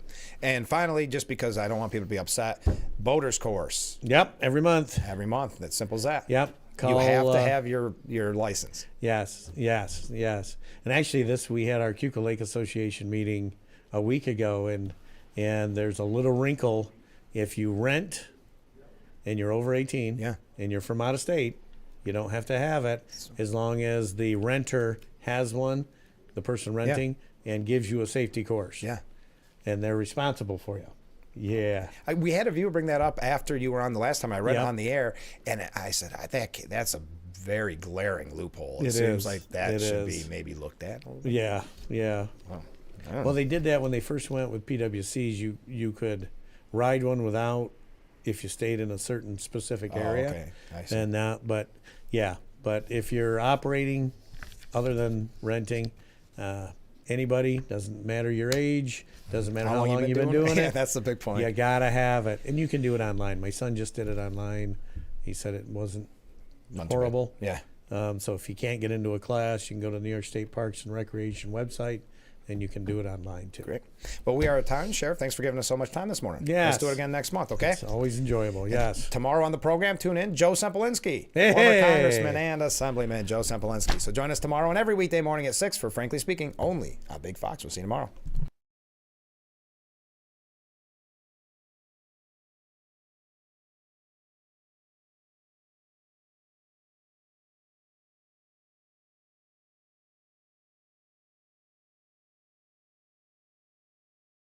Hey, this is John with John's Tree Service. We are locally owned and insured and rated A+ with the Better Business Bureau. John's Tree Service, your source for all your tree needs, where customer satisfaction is our guarantee. Give us a call today at 607-377-6513.